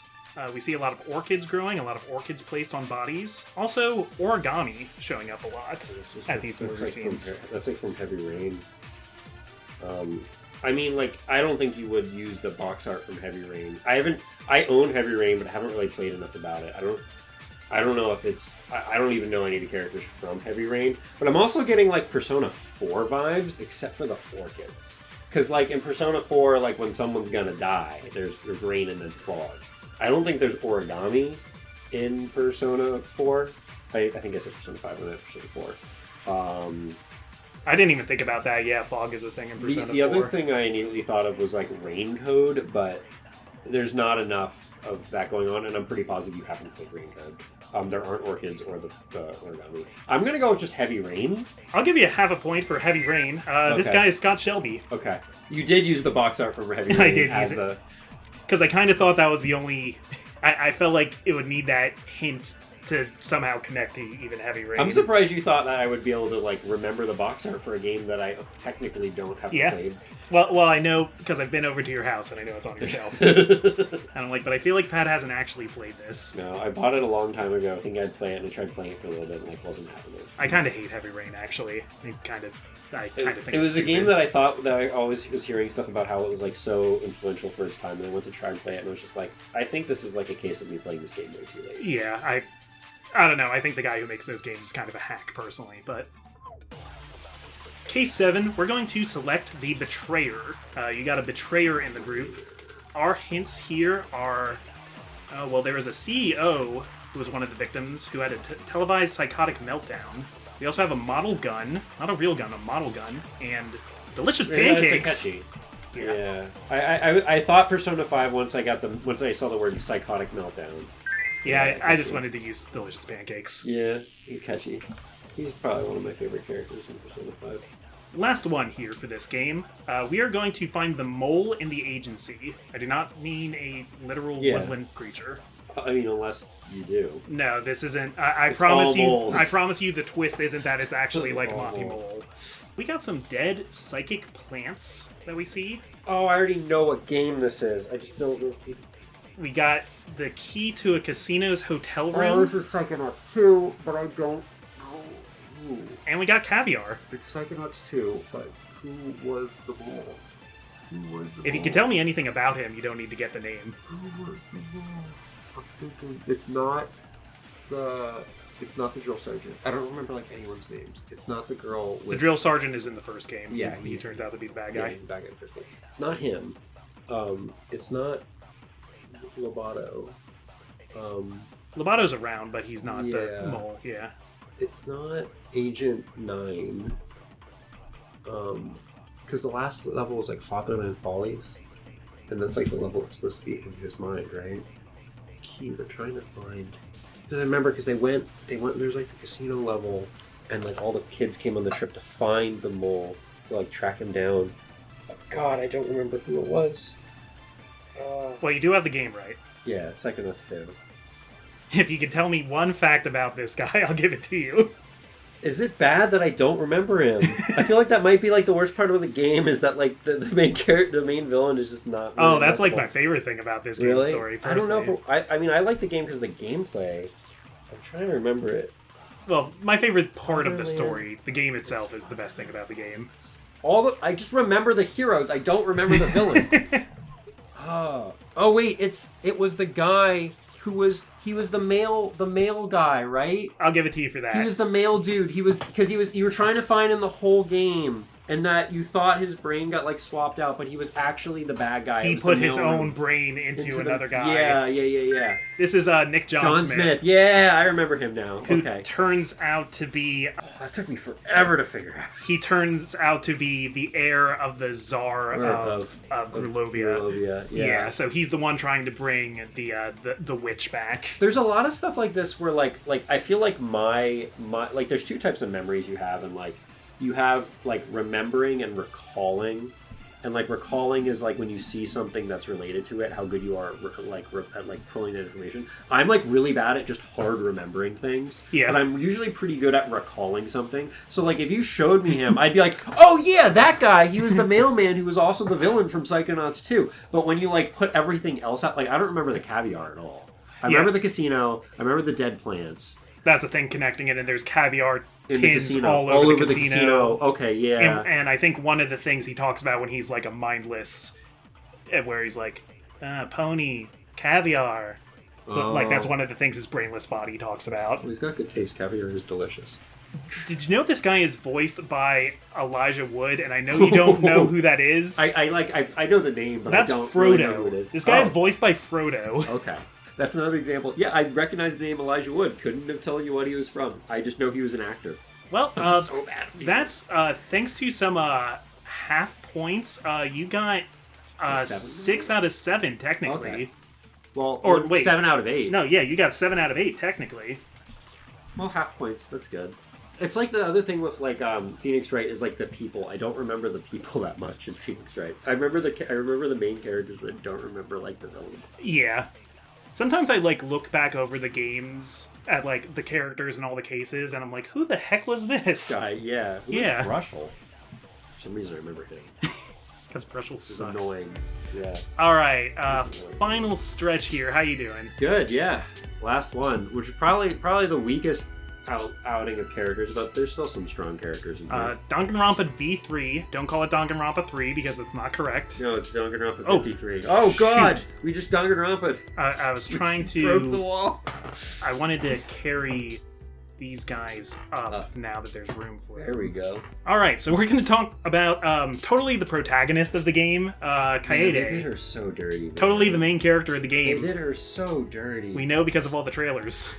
Oh man, I want to put her in great, but I can't. Like, I can't put her in great. I think if she was the main character the entire time, she would be in great. But they did her so dirty. She's B good.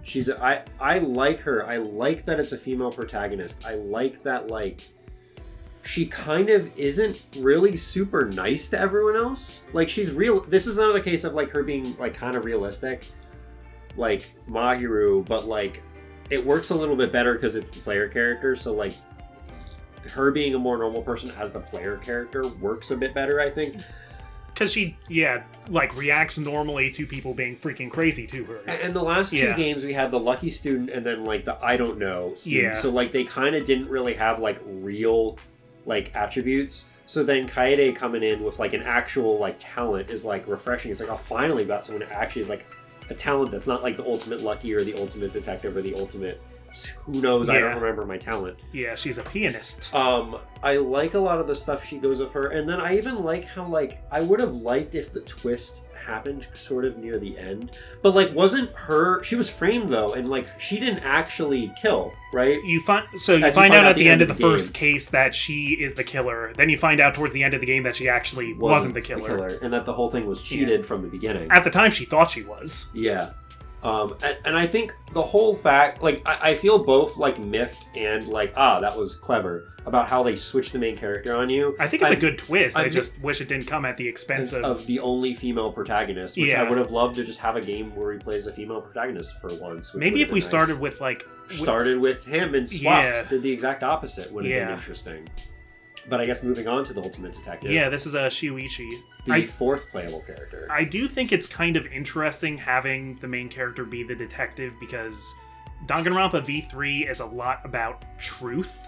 Yeah. Like, thematically, so having somebody whose job it is to find the truth does, like, do a lot for the narrative. It's also kind of clever because during the first case you think he's going to be a big part of the game, but you don't really expect how he's going to be a big... Yeah. And then he ends up being the playable character. And that's why he wears a hat in the first case, because when he takes the hat off, he has the stupid Ohage cowlick thing that every main character has. And also, like, in the promo material, you don't see anything with him as like, being a potential... Like, they hide it completely. Yeah. I still think he's only in C, though. Like, he is, once again, like, another all-rounder character, and it sort of feels like all-rounder characters don't really do as well in Danganronpa, at least for me.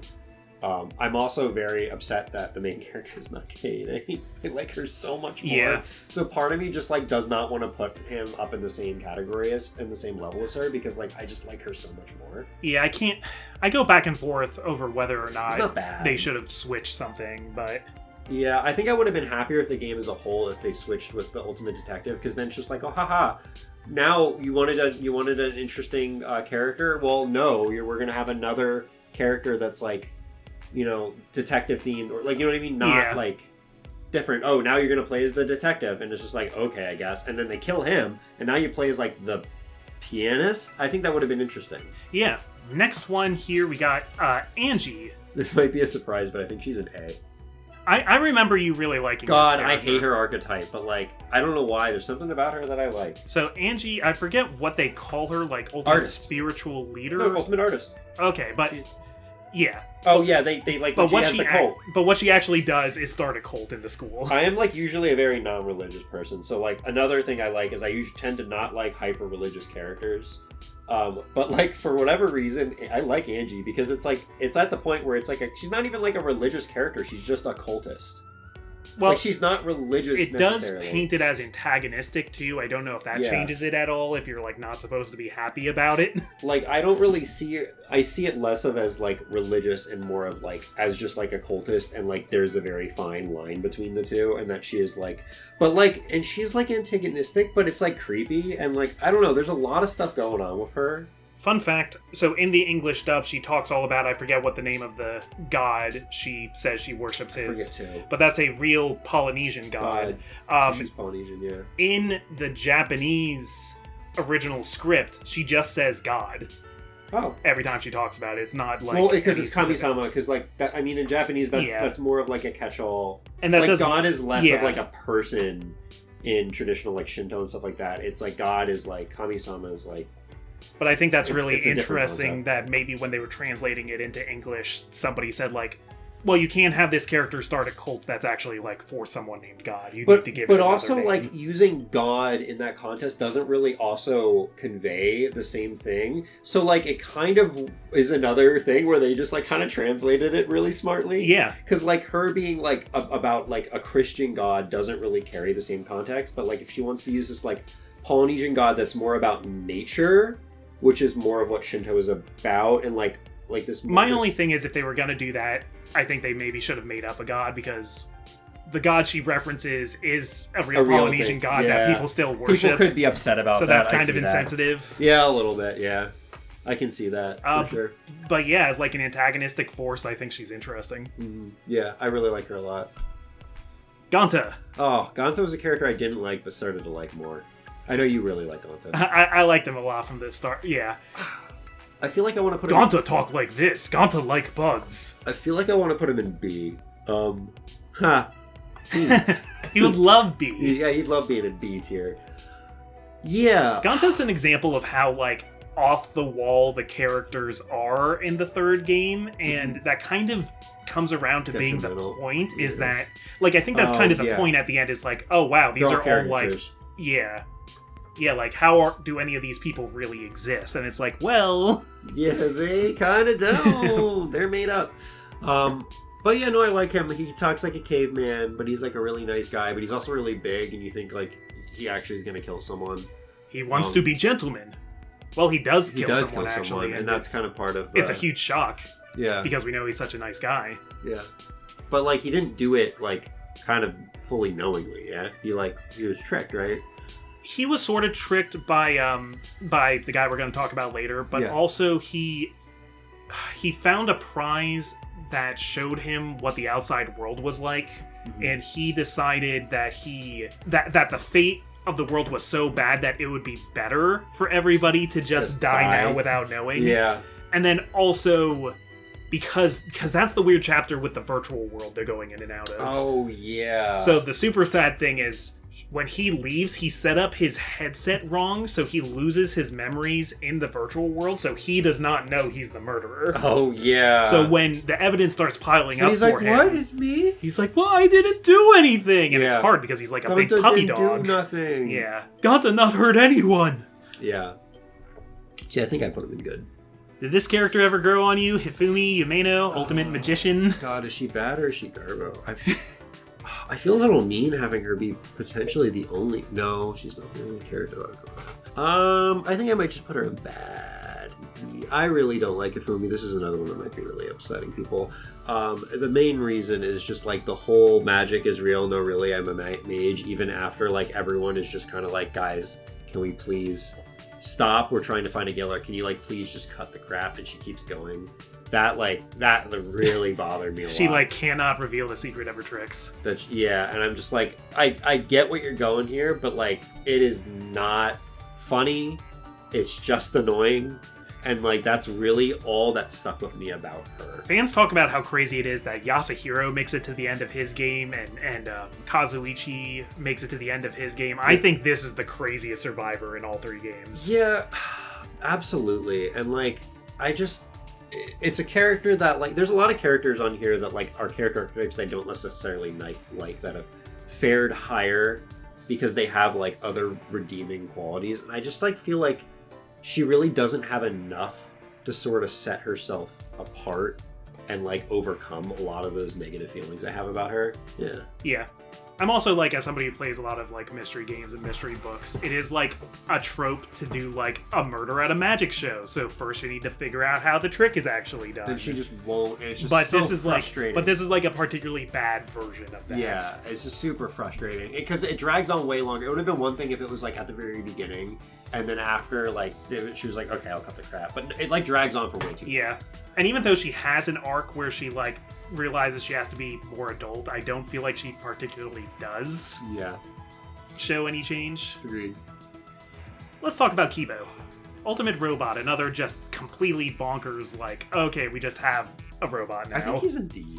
Yeah? He is just a very kind of meh character. Also, like, he's the robot. He's like the player's choice. The player's voice. The like resolution with him, the like twist is that the viewers at home can decide what he does. But what it means is, like, it kind of just takes, like, since this game is all about polarizing opposites, it kind of is the same issue with Tarot in a sense. It's not quite the same, but, like, in the sense that, like, all these people are probably going to vote all these crazy things in one way or another that would normally make him likable or hateable, but they're all going to get filtered into the average. So when it actually comes to what he does, he kind of just doesn't. He's not really. I never thought about that. Yeah, that's probably what would happen. He just kind of is a little meh, and that, like, he doesn't really have any, like, drastic takes or strong feelings either. Or I think him being a robot is actually interesting from, like, a gameplay perspective because you can do a lot with that. Yeah. And, like, his relationship with Miu. Yeah. Is interesting too. Because she's a mechanic, he's a robot. Yeah, and they have, like, this weird thing. There's also a lot of, like, a whole sex algorithm between the two of them where she, like, works on him. Yeah. And there's a lot with, like, the virtual world too. Yeah. But, like, I don't know. I feel like he is definitely, like, kind of more on the map. Like, he could probably be in C and fine too. But, like, and that's the thing is, like, he's way more forgettable. Like, Tarot, despite being, like, this crazy hard to place one, is way more memorable.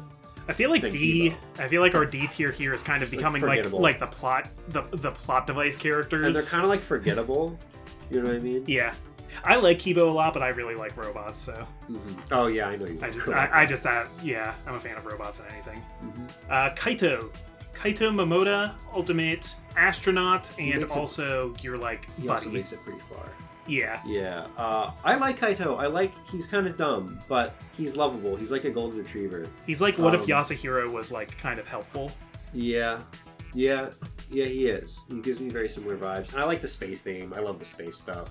Interestingly, he's got a, like, chronic disease. Yeah. That's going to kill him any day now. Anyway, so he might as well, yeah. He's the person who kind of beats Monokuma because he manages to die during his execution. Yeah. I think I'll probably put him in B and good. I was going to put him in A, but I don't think he really hits the heights of any of the A tier characters. Yeah. So he'll be chilling in B tier. Karumi Tojo. This is the character who, a little bit before we started recording, we looked over the list really quick and had to say, wait, what was her deal again? Yeah. There's also one character on here that I'm just staring at now that I, like, completely forget. Don't worry, I'll be able to help you. Although, I'll remember. Like I said, my recall memory is way better. I can, like, unearth all these memories of this. Because it's been a while since I played 3, because I played it, like, on launch. Don't worry, I studied. Karumi is the ultimate maid, and she's in a lot of ways, I think, the Peko of this game, where she's very stoic, and she's very, like, what can I do for you? Yeah. And then she kills somebody. Yep.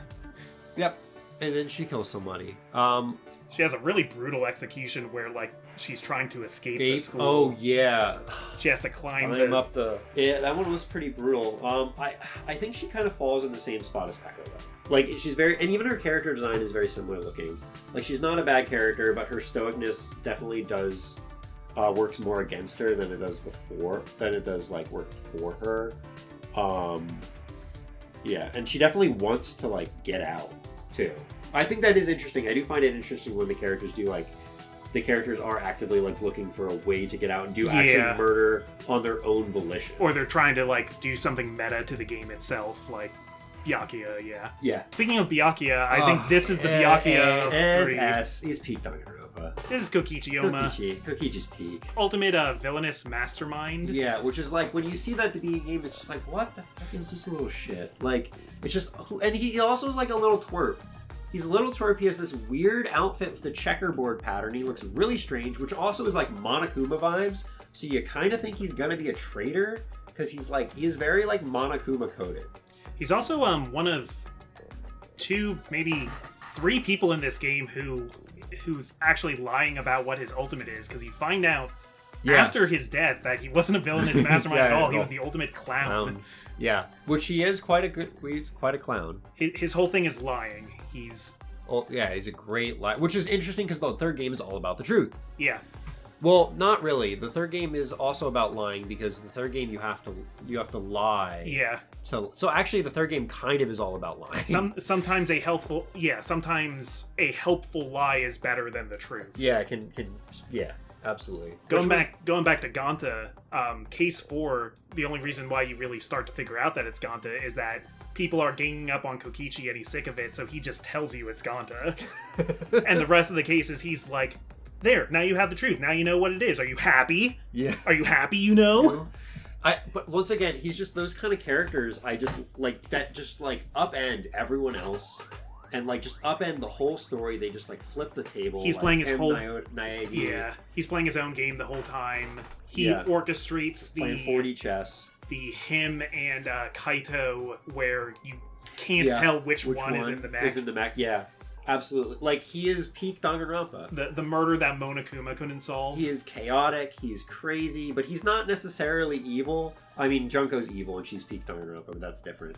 Like, all the peak characters here are very, like, they're very chaotic characters. They're very, like, kind of, they have their own agenda. They're very independent. They kind of don't really care what other people think. Kokichi has...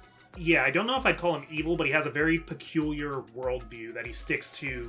I don't think he's evil. Really, yeah. I think he's like chaotic neutral.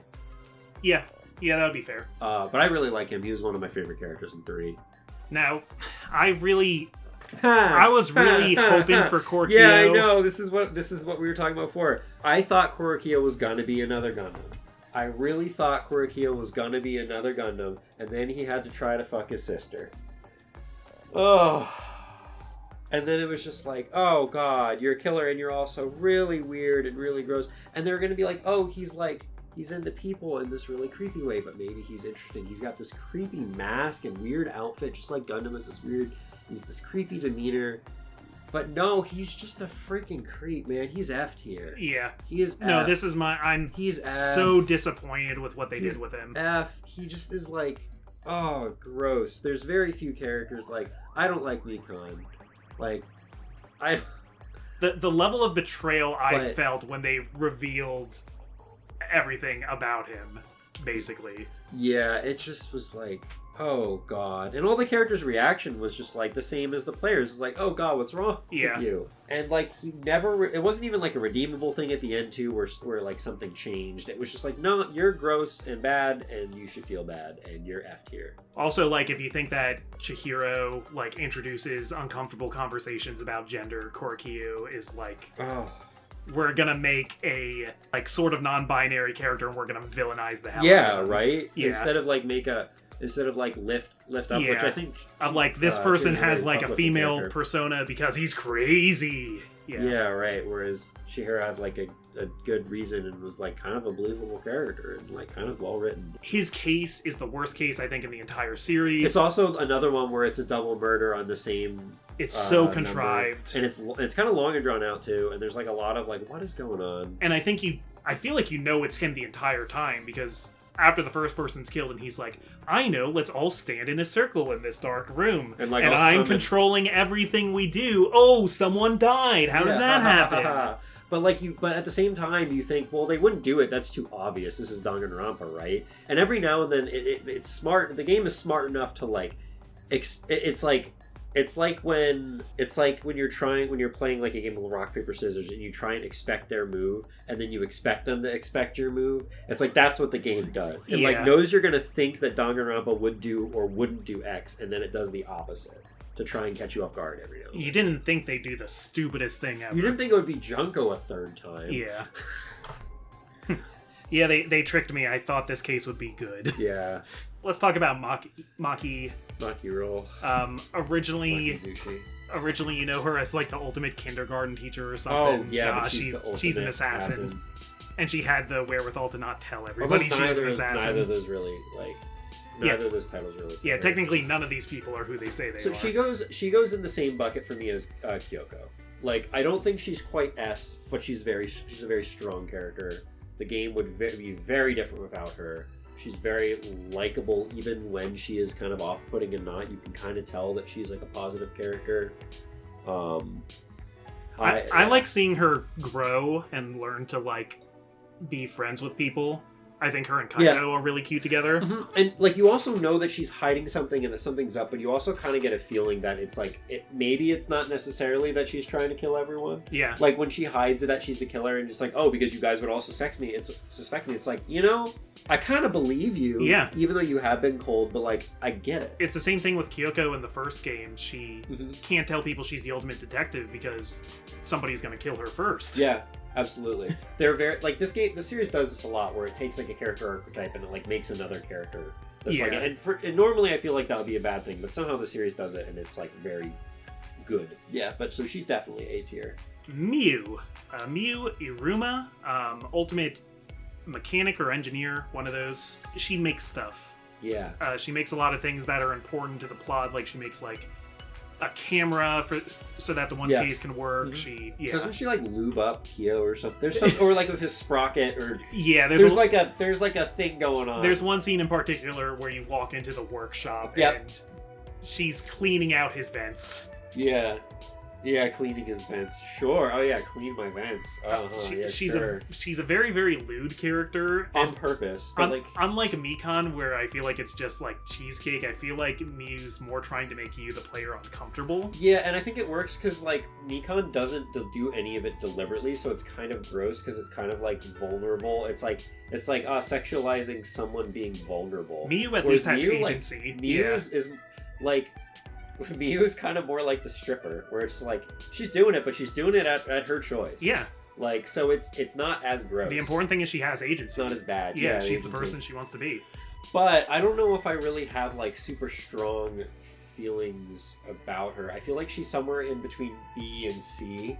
I think she gets a little better towards the end of the game because she sort of like sheds some of like the more like preconceived notions you have of her as you get further, but I don't know if it's enough to... Because she's the victim in case 4. She's the one Ganta kills. You find out it's because she was trying to kill Kokichi. Yep. And Kokichi turned it on her and got Ganta to kill her. Mm-hmm. But the thing is, I feel like she fits more in line with the B characters for me than the C characters for me, so I'm going to put her in B. Alrighty. Yeah. Got 4 people left in this game. Yeah, Rentaro. He's the survivor. Yeah, I think he's sort of supposed to be like what... He was from Danganronpa V2. Yeah. I think he's sort of what the imposter was in Danganronpa 2, where he's like a character who probably knows a lot of stuff, but he dies before he can really help you. But like he doesn't hit the same highs as Byakuya 2. I agree. Because he is his own character, and a reason why Byakuya 2 works so much is because it is also Byakuya. And like everyone's just like, why is Byakuya like it's not the same with Rentaro. Like there's some interesting stuff with knowing that he's like a survivor. Yeah, he's the one person who's been in a game before. Yeah, and like survived through a killing game. So there's a lot of mystery with that, but they kind of, I don't know, I don't feel like they do all that much of it. He comes back a little bit more at the end when you find his room. My reaction was just like, whereas finding out that the one guy was an imposter was like, that's crazy, what? When you find out what Rentaro's deal is, I was just kind of like, oh, okay. I think it's fine. I think he's C. We have totally a human. Yeah, Ryoma Hoshi. He's like Teru in that he has a completely different art style from everybody else. Yeah, Teru is like really hard lines. I think Ryoma's definitely like a more empathetic character, though. He's a tennis player, but then you find out he's actually a prisoner. His like reason for being an extraordinary student is that he's been to jail for murder. Yeah. And he's a pro tennis player. But he's also like a likable character. Yeah. Too. He's got this really cool deep voice. Yep. I feel like I want to put him more in like B tier. He's super memorable based on his looks, and you know the whole prisoner aspect really works a lot.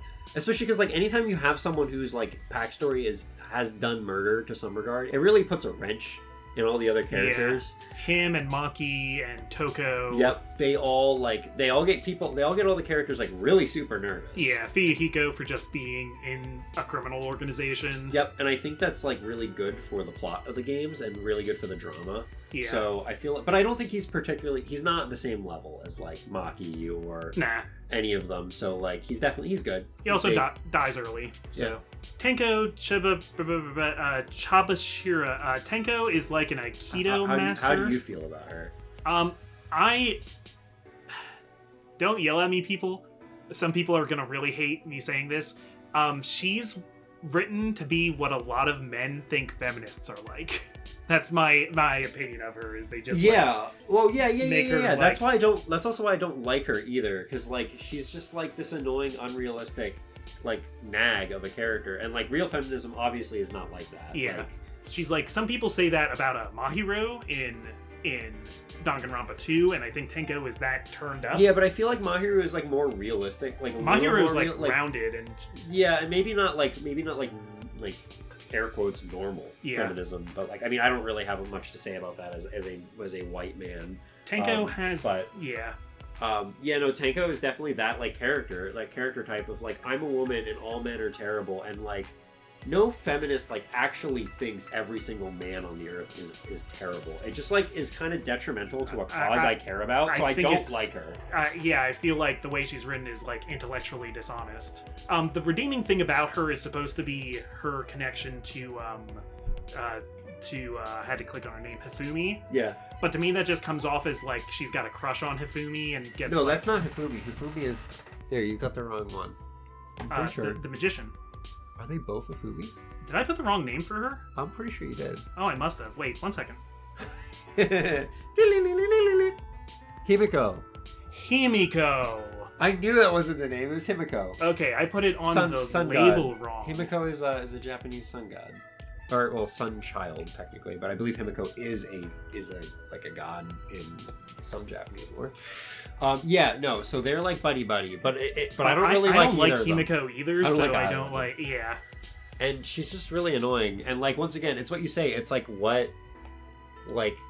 I guess it's what misogynists think feminism is, which is like, it's annoying, and it's also like, this is also like actively against something that I believe in. So like she's an E. I don't think she's quite garbage, but like she's definitely not great. Yeah, she's like she can sit in the same tier of her friend. Yeah. Last off, I think it's very fitting that this is the last person alphabetically here. Suzuki Shirogane, crazy character to end off the Danganronpa cast with. This is the ultimate cosplayer. She almost makes it to the end, but then she has to go and turn out to be Junko the 53rd, but also she's not really Junko the 53rd. She's just cosplaying as her because all of this is essentially a reality show. She has a really crazy moment in the game where she just starts flipping through all the characters from the previous games. I also remember seeing a spoiler. This is another time where I get spoiled for Danganronpa, but it's not actually a spoiler, because I remember seeing a spoiler of a screenshot of like clearly Danganronpa 2 with one of the clearly Danganronpa 3 with one of the Danganronpa 2 characters in it, and being like, what? And I actually saw it, but I was like, okay, this must be like some weird like side game. But no, it was like it was a screenshot from like the last part of the game, but I had no idea. I don't really like her that much. I think she also falls in the same thing of Chiaki in that she's just kind of boring as a character. Well, let me ask you this, and that's fine, but how do you feel about the twist in Danganronpa V3 in general, of it all being like a work of fiction? I don't mind. So there's two things I want to say. I don't like a lot of the overall part of Danganronpa 3, but it's not because of that. I'm fine with that. Danganronpa has always been about being absolutely insane, and like that to me is the logical next step, and it also paves the way where like we can have more characters. Now we can look at it a different lens when we know it's like a show, but like they also could just flip back and be like, no, it wasn't, this was just BS. Like this game is so off the rails that they kind of can just flip back and forth and change. They can move the goalposts, they can change the script whenever they want, and it works. I think it's kind of up to interpretation at the end if in this universe the other Danganronpa games are fiction or whatever, because the whole point is kind of truth and lies, and like, well, we can't really know. And also, like, I know some people are really upset of like, oh, well, if the first 2 games didn't really happen, then it's like they didn't matter. But it's like, this game you're playing right now didn't really happen. Okay. It's all fiction. Yeah, and then like, but also the other thing too is now we have Danganronpa 2+2, and now the fact that it's all fiction kind of comes up the lines of like, okay, well, like, how is 2+2 now potentially going to be some weird, crazy, insane progression of the series? It's a crazy swing, but I think it's very in character for Danganronpa. However, I don't like Tsumugi herself, and I don't like Tsumugi being the villain. And I don't like Tsumugi at all. And she is very boring. Kind of the same thing as Chiaki. I did the same thing with her where it was getting late game and I was like, okay, what's your deal? You're too normal. But they try to play off at the beginning that, oh, well, I can't just like dress as anyone else because cosplays. But that's kind of like a contradiction because then she does at the end, but it's like, oh, but I couldn't cosplay as any of you. I can only cosplay fictional characters. But it's just like, but then you could have cosplayed them because they're not real. Because they're not real. So it just creates this like kind of this opening that's just like, and it doesn't sit well with me because Danganronpa usually is all tidied up in a box. And most of the stuff kind of like, well, the cleverness is that it's very complicated but widely makes sense. And this kind of doesn't make as much sense. My personal headcanon is that she's just completely lying about Cospox and that it's not a real thing, but there's no real answer. I think she's D. I think she's D tier. Like, I don't think she's so bad that she's like on the same level as the bad characters, but she's definitely not higher than D. Like, man, like take it or leave it. She's the worst of the villains. Even though Junko is technically the main villain twice. I mean, like, unless you count... you could say Hajime is the villain in the second one, but you don't... Because he's the one who, like... Yeah. He's the one who, like, restarted the program. The snare program. And corrupted it. Because they were... In 2, they were in, like, a rehabilitation thing, and Hajime corrupted it. Yeah. Before he went back to being, like, a normal reserve guy. Yeah. Well, kind of a lackluster way to end it. So how about we have a little lightning round here? Because as great as all these human characters are, there is one mascot in particular that we need to talk about. And if we're going to talk about him, we might as well get the rest of them. Oh, man. Lightning round, go really fast. If you don't give a fuck about them, we can throw them all in F tier. Okay. I don't care, because personally, I don't care about the Mono Cubs. Yes. We got, I think, Monodam, who's a robot. D. All right, Monosuke, who's... D. Yeah, Monotaro. D. D. B for Monami. All right. Any thoughts about Monami? We can at least afford because she's like an important part of her. Yeah. Okay. I think the Monocubs kind of are just too much. Okay, I don't really like Monami is interesting. I think it's interesting that there's another character. I think it's interesting that it's an Usagi, a bunny, and that it's like another bear, another cutesy character, and that she's all pink. I don't like saccharine characters, so she kind of brings her down from A because of that, and I really don't care for that. I think there's a lot of cool interplay between Monokuma and Monami. I think she's a good addition to the series, so I'm going to place her in B. Excellent. And, of course... S. It has to be S. The bear, the myth, the legend. Ah! he's doing it. He has to be S. He's Danganronpa. And when I played the first game, I was like, the bear's stupid. And then after you play it, it's just like, but the bear is stupid. But, like, he's Monokuma. You just... It's funny because he kind of, in the first game, he, like, is Junko. He's just an extension of what Junko's telling him to say. And as the series goes on, he kind of becomes more than that. Yeah. So... Yeah, like, you can't... I just, like, don't think you can put it. Like, I know it's, like, very, like, kind of standard, but, like, I just don't think you can put him anywhere other than S. He is so synonymous with the entirety of the game. I don't think I know anyone who, like, doesn't like Monokuma as a character. I mean, obviously he's evil, so, like, no one, like, likes Monokuma.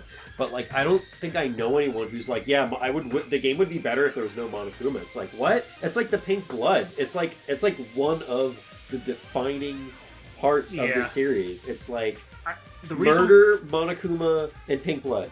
I think he really works as a villain because of, like, just the amount of dread around it. There's a part in the first game where, like, there's a power outage or something. All the Monokumas have, like, deactivated, so the kids, like, know something's wrong, and they're, like, taking the chance to investigate, and they break into the room they were never able to break into, and you're figuring stuff out, and then, like, suddenly, while they're talking, Monokuma also starts talking. Yeah. And, like, the way your heart sinks because you know he's back. Oh, God. Yeah.